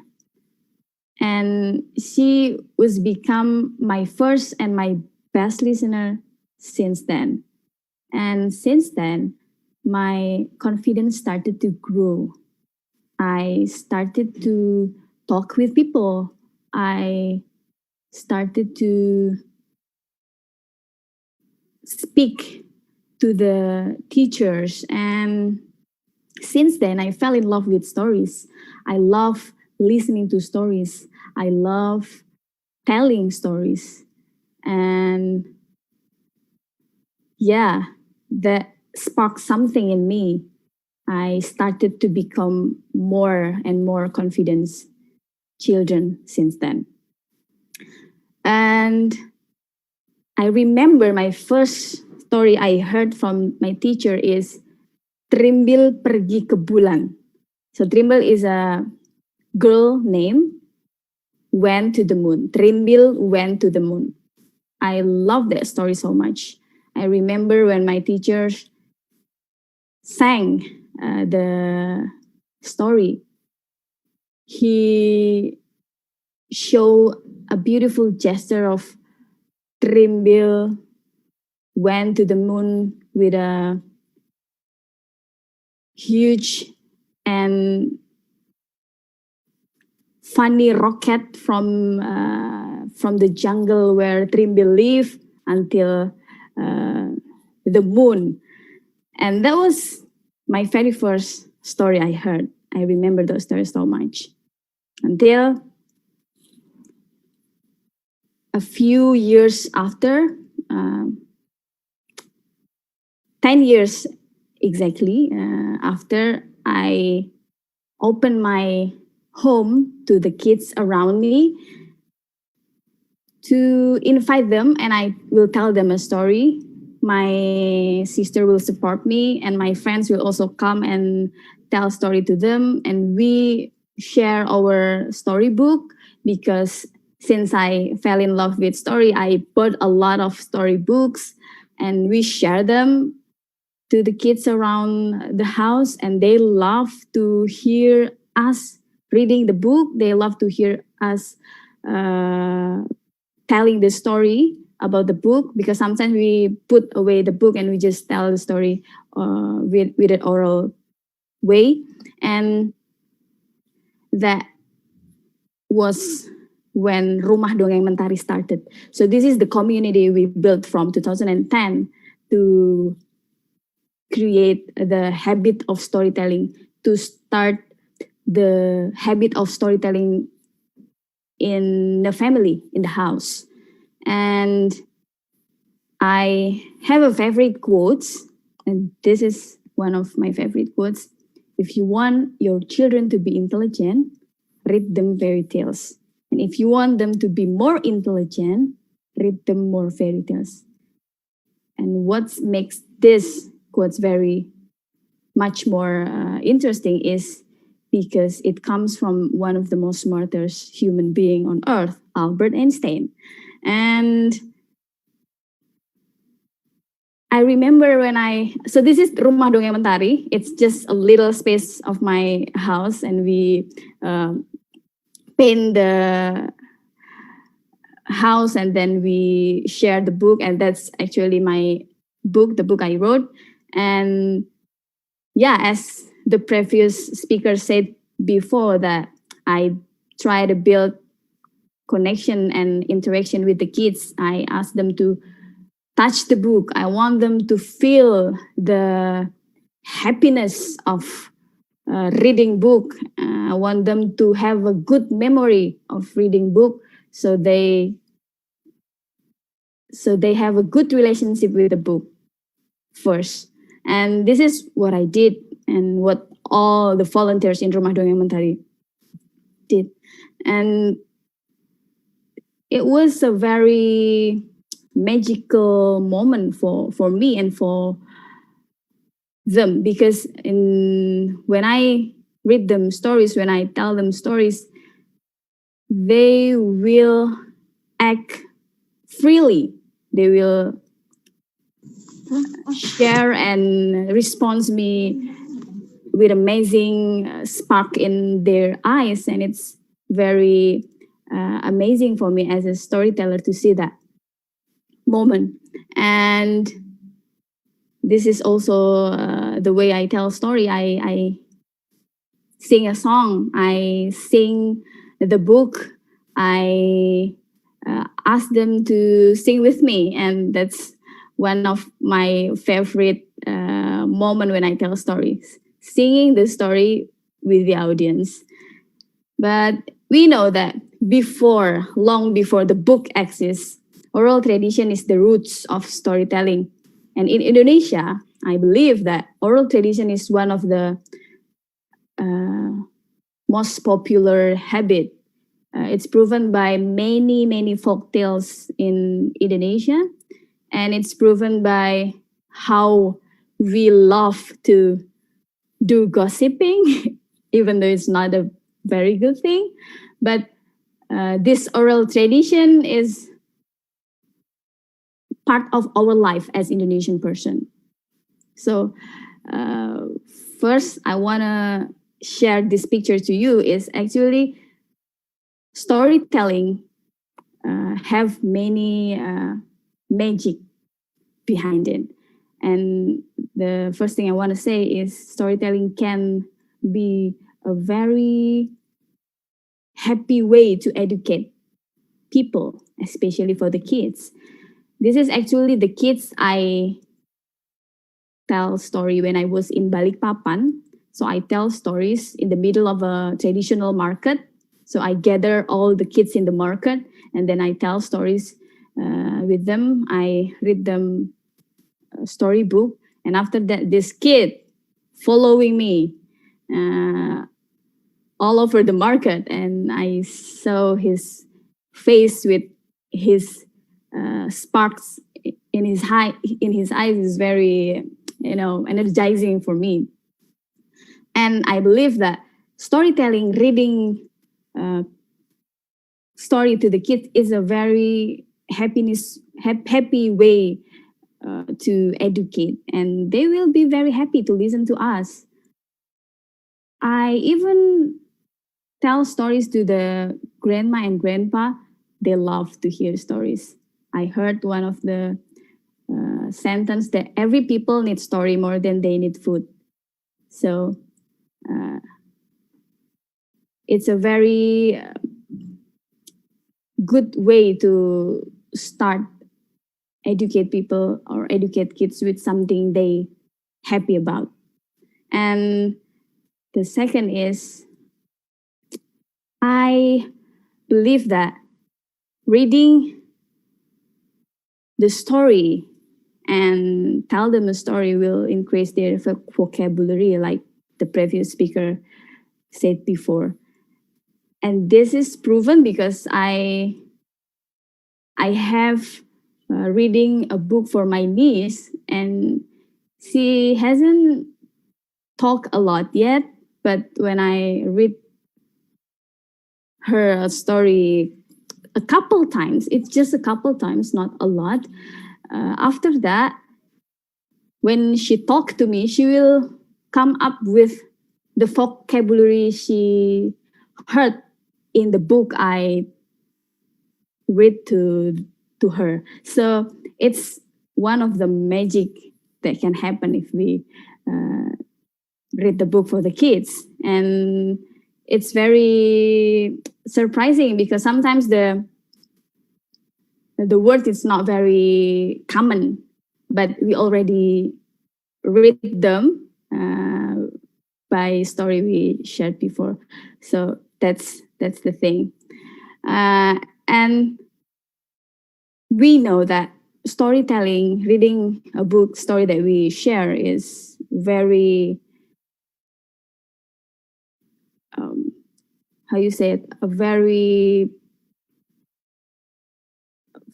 the best way to build empathy, to increase their emotional intelligence, because they will know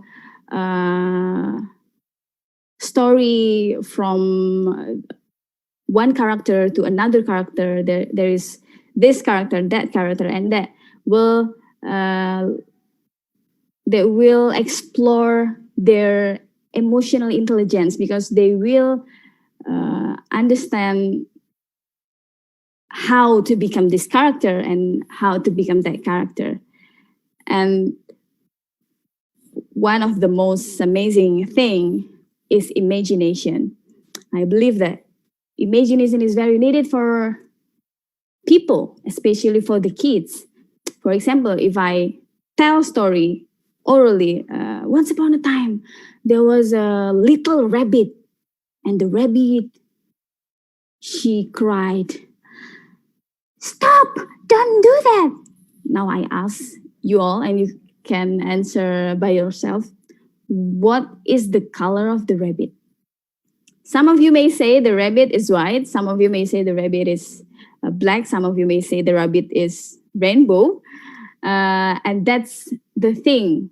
That's how imagination works in terms of storytelling. And it's very important for the kids to, to dare to dream, to be creative, and to solve problems, something like that.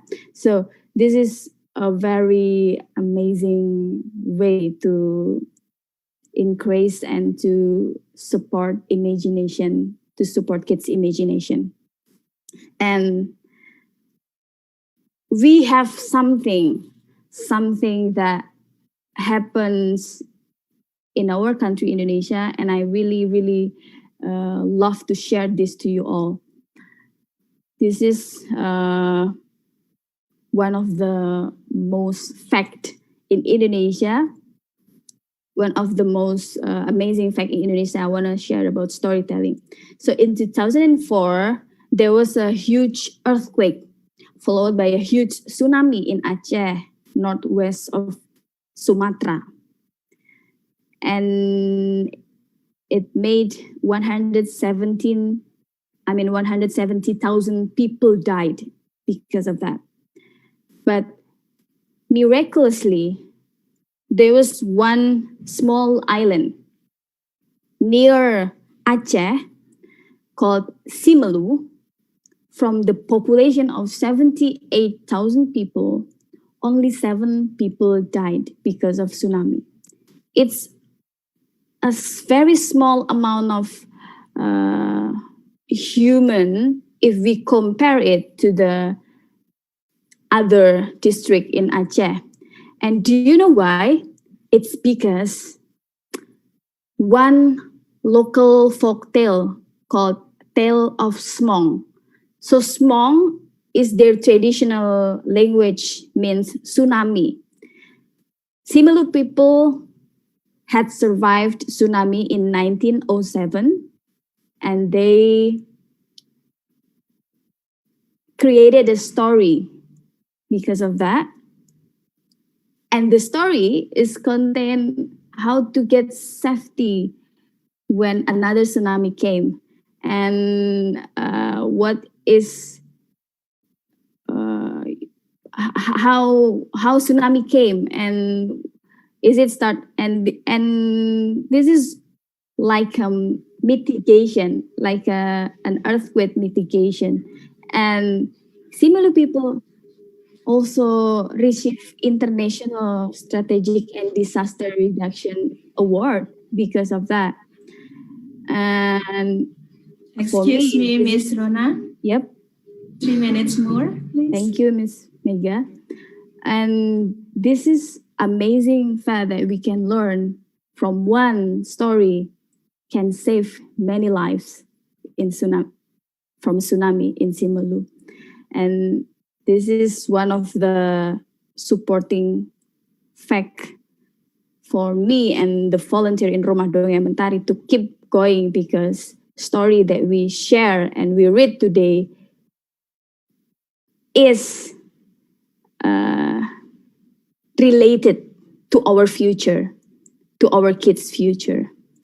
And I hope you still remember my first story I heard. Last year, I met my Maori's friend from New Zealand. And when I introduced myself as Rona, she is very surprised because she has this local folktale from Maori called Rona and the Moon. This is one of the magic in my in my personal life and personal experience. But the thing is, for me, imagine the huge impact we will reach if we support this oral tradition we had already with the ability of writing and reading started from early students. Thank you so much. And I believe that we are all is a storyteller. Thank you. Very good message. Thank you very much, Ms. Rona Mentari. One thing that I can get from your presentation is that the imagination works during the storytelling makes students creative. Thank you so much, everyone. Ladies and gentlemen, we have had 4 great speakers today. Now we come to the second sessions, that's the question and answer sessions. I will give the time to you all to raise your hands here, then you can share your questions to the speakers, please.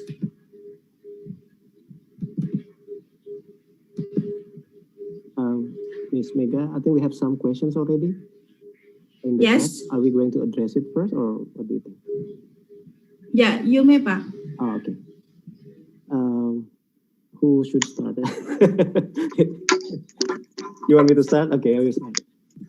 Yeah, I got the question to you in the chat box. The question is, how is the way to solve the problem when the children change their reading using digital book and they still focus in the digital book without open any application such online game and others? Thank you, Bumega. So I will try to answer the question. How is the way to solve the problem when the children change their reading using digital book and they still focus in the digital book without open any application? Yeah. I think the key to this is perhaps you can actually read together with the kids, with your kid. If it is your kid, then you read together with the kids. If it is a digital on digital platforms, then you can read through the digital platform together. I think this is what you can do.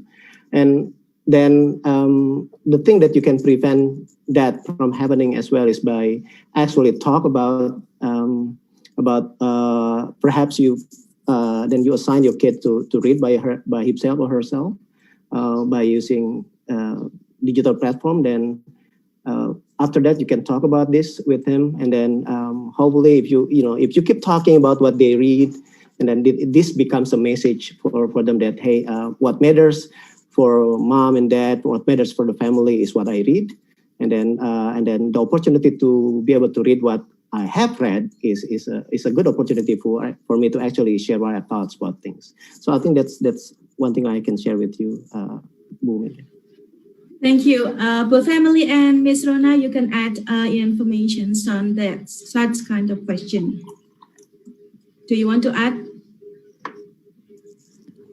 I just agree with everything he says. I feel like the most important thing is to emphasize why we're reading. And you will have students in any normal classroom who are not paying attention, and going on digital, it makes it even easier for students to become distracted. There are some apps that you can use to know what your students are opening, but that involves a lot of work, and everyone has to install things. So I think the easiest solution is, as was said, just emphasizing the importance and making things as fun and interesting as possible for students. Thank you. Ms. Rona, will you? No, it's already said. It's good. Thank you very much. Now, before we continue to the questions on the chat room, we would like to give the chance to the participants to raise their hand asking the question.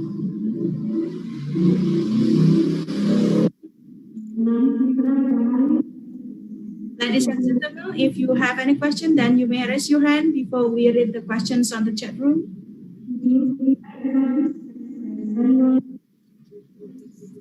Okay, it seems that no one raises the hand. Now let me continue. We still have another question. The storytelling have many magic. Happy way to educate children. This oral style is more effective to children than the virtual book.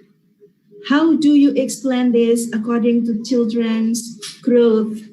Okay, can you just try? Because I show some others come to the room or class. I will give the time to Emily answer the question first. I'm not sure I understand what the question is asking. How to explain? Sorry. Yeah. Okay. How do you explain this phenomenon according to children's growth? Because I saw some others come to the room or class.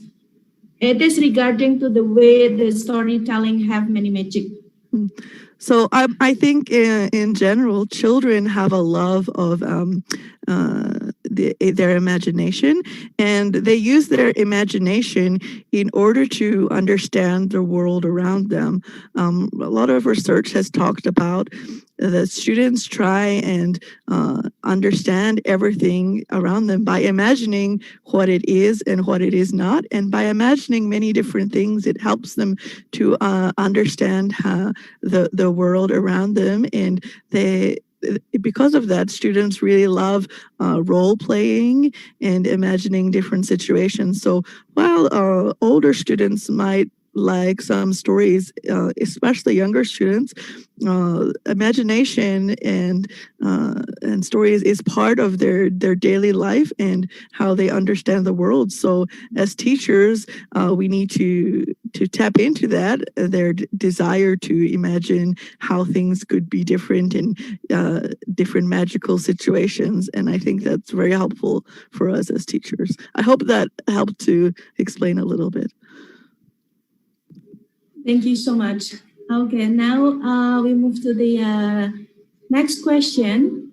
I found the question from Mr. Mr. Hanky Lucas. Seems that Mr. Hanky is over here.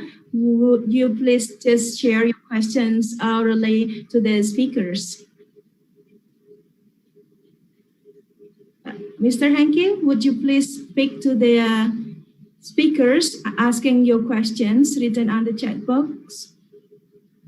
Or is it possible for me to read only? Which one do you like?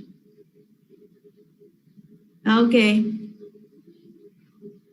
Do you prefer me to read the question to the speakers? And actually, I give you the time to speak to the speakers now.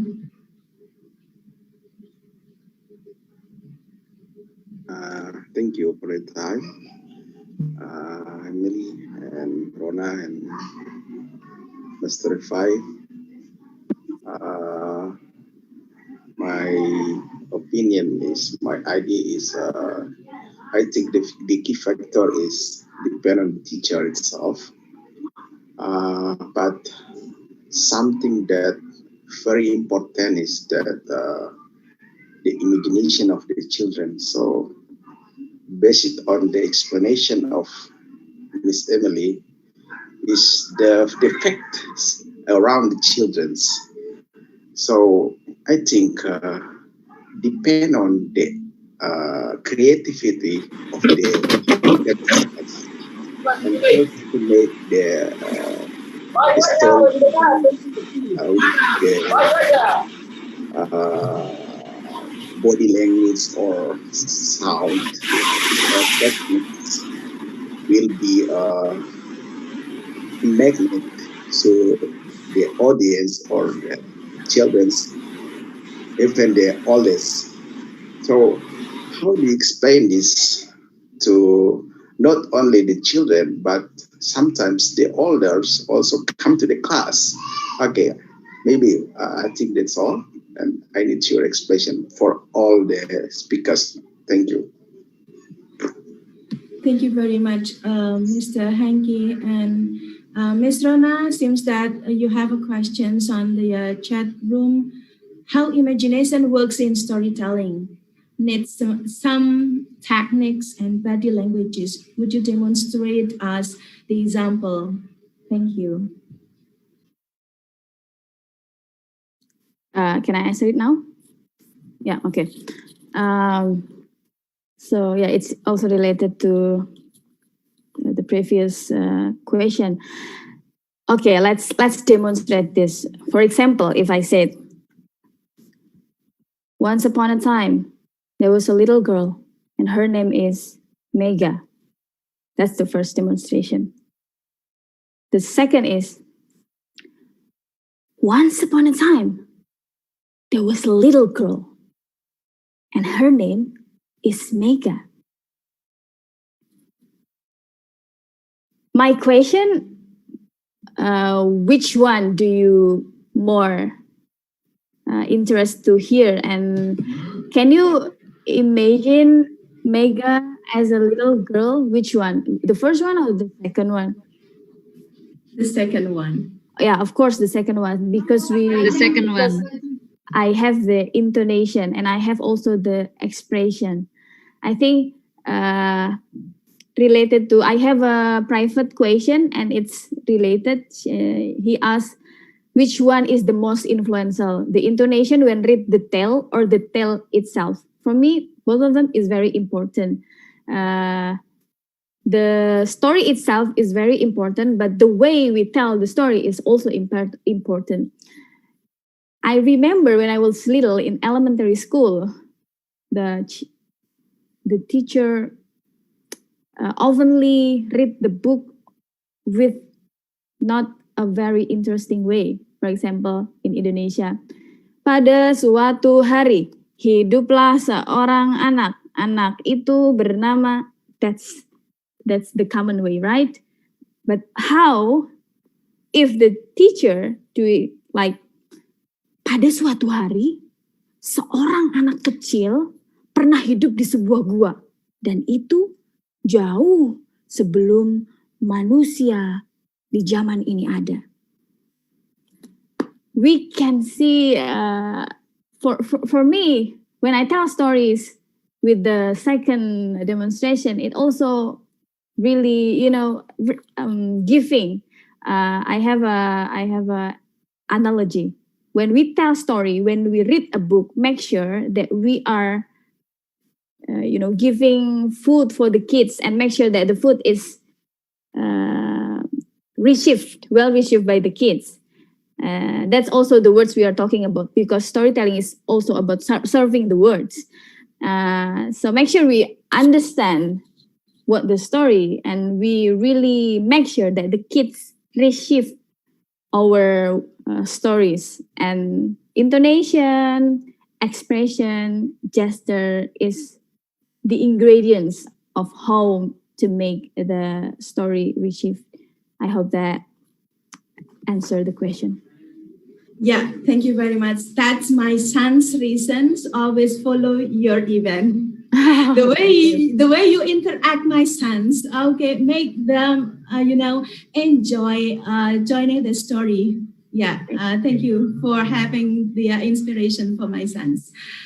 And well, ladies and gentlemen, we still have one more question from Ibu Widya, if I'm not mistaken. Ibu Widya, are you there? And it's privilege for you to ask the questions, okay, spokenly to the speakers now. Are you there? Yes, I'm here. Yes, I'm here. please. Yes, come on. You may ask the question now.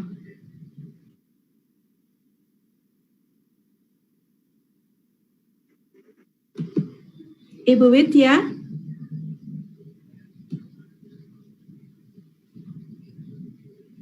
Ibu Widya, are you there? Yes. Yes. Yes, I'm here. Yes, please. You may raise your question now to the speakers. Okay, thank you. I want to ask to Mr. Rifai.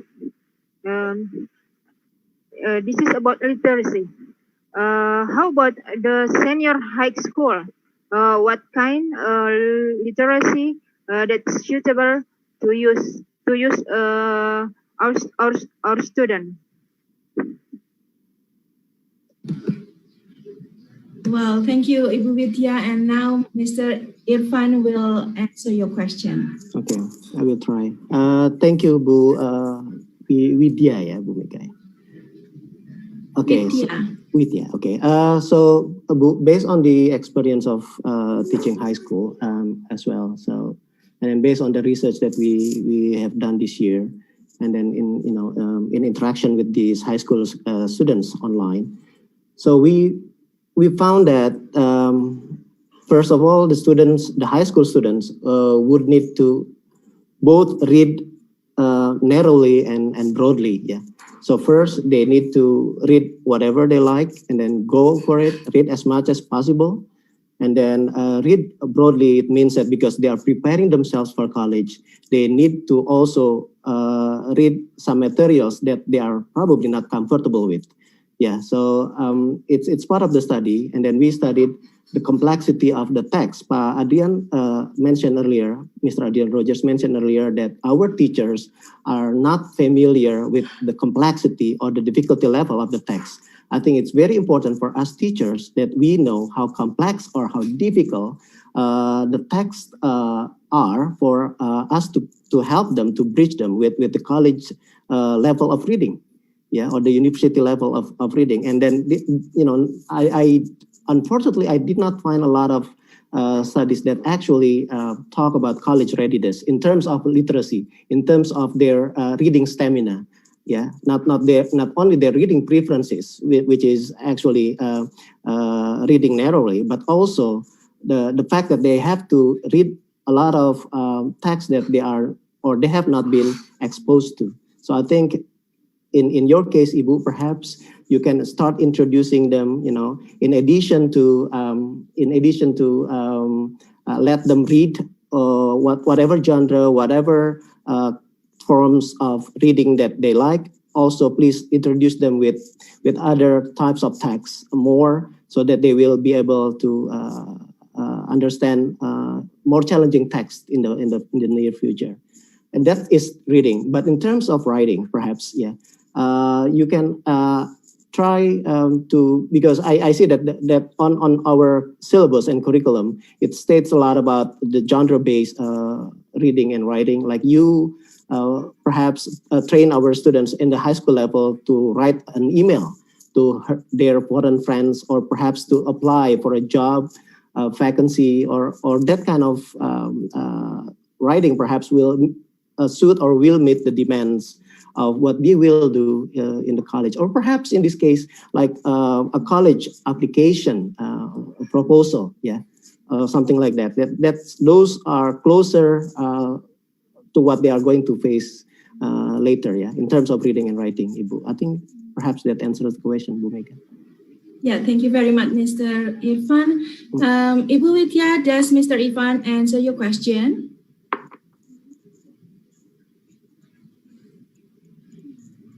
Ibu Widya? Yes? Does Mr. Irfan answer your question? Not yet.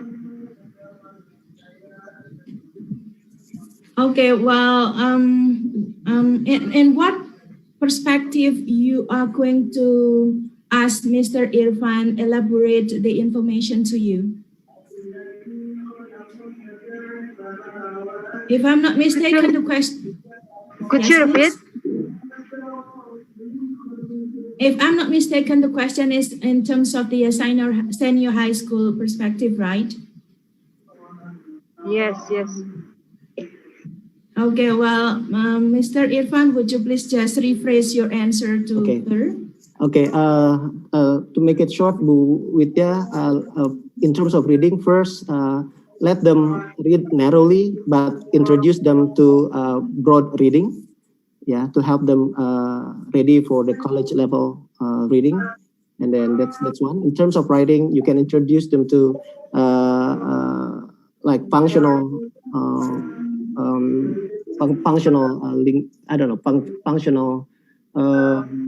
writing skills, like applying for a job, perhaps interacting through email, perhaps, or perhaps also to apply for a scholarship in the college level.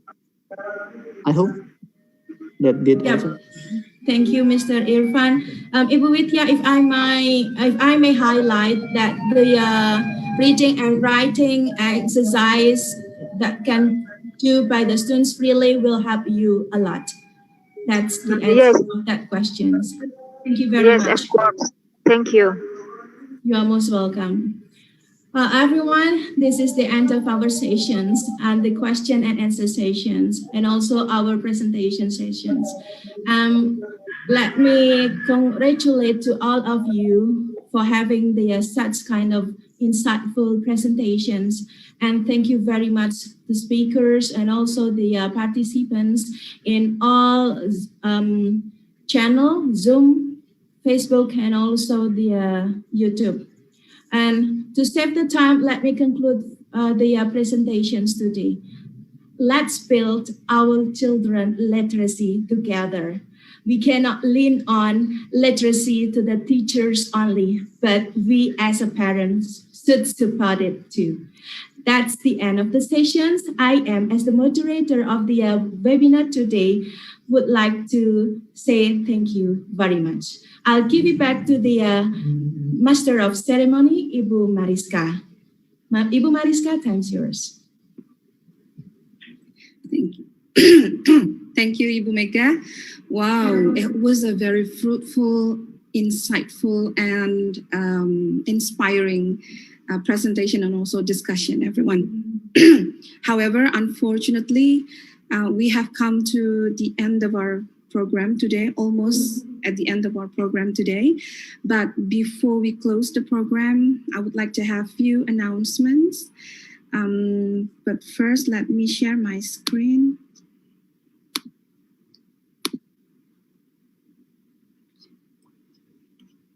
Okay.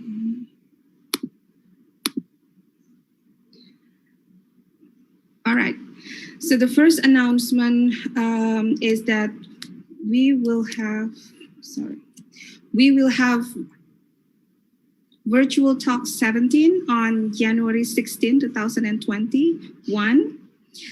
Please kindly wait for the updates on this webinar on the American Corner social media at Facebook and Instagram, and also on ERA Facebook account. Please save the date. And another information that I would like to share is that ERF, Extensive Reading Foundation, will hold extensive reading around the world, supported by ERA and also RELO, in August 13th to 15, 2021. And you can look for the updates on ERF website at erfoundation.org/ERAW. All right, so save the dates also for this event. And my next announcement will be for the certificate. So if you will receive the certificate after you fill out the exit ticket. So this is the link to the exit ticket. We will open this exit ticket until 1 p.m. today. And we will share the e-certificate and also today's material in the following folder. I will go back again to the e-certificate e-ticket link later, but I would like to let you know that we will share all the e-certificate and also the materials from the presenters today in this folder. So please keep or save the link to the folder, and we will share all the certificate and also materials no later than Thursday next week. So it is Thursday, December 24th. 2020. And okay, so all the certificate and materials will be in the folder, and we will keep the folder open until 24th of December. Okay, and please don't forget to fill out the form, the exit ticket form, in this link s.id/exit ticket 16. Thank you.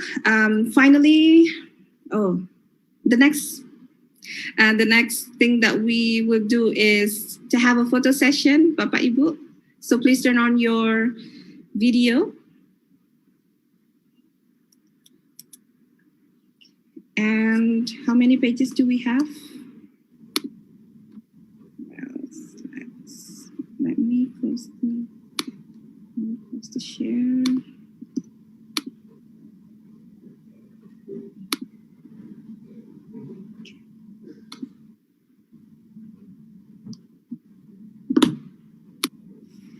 Gallery. All right, we have 6 pages, Bapak Ibu. So you may pose for 6 times. Okay.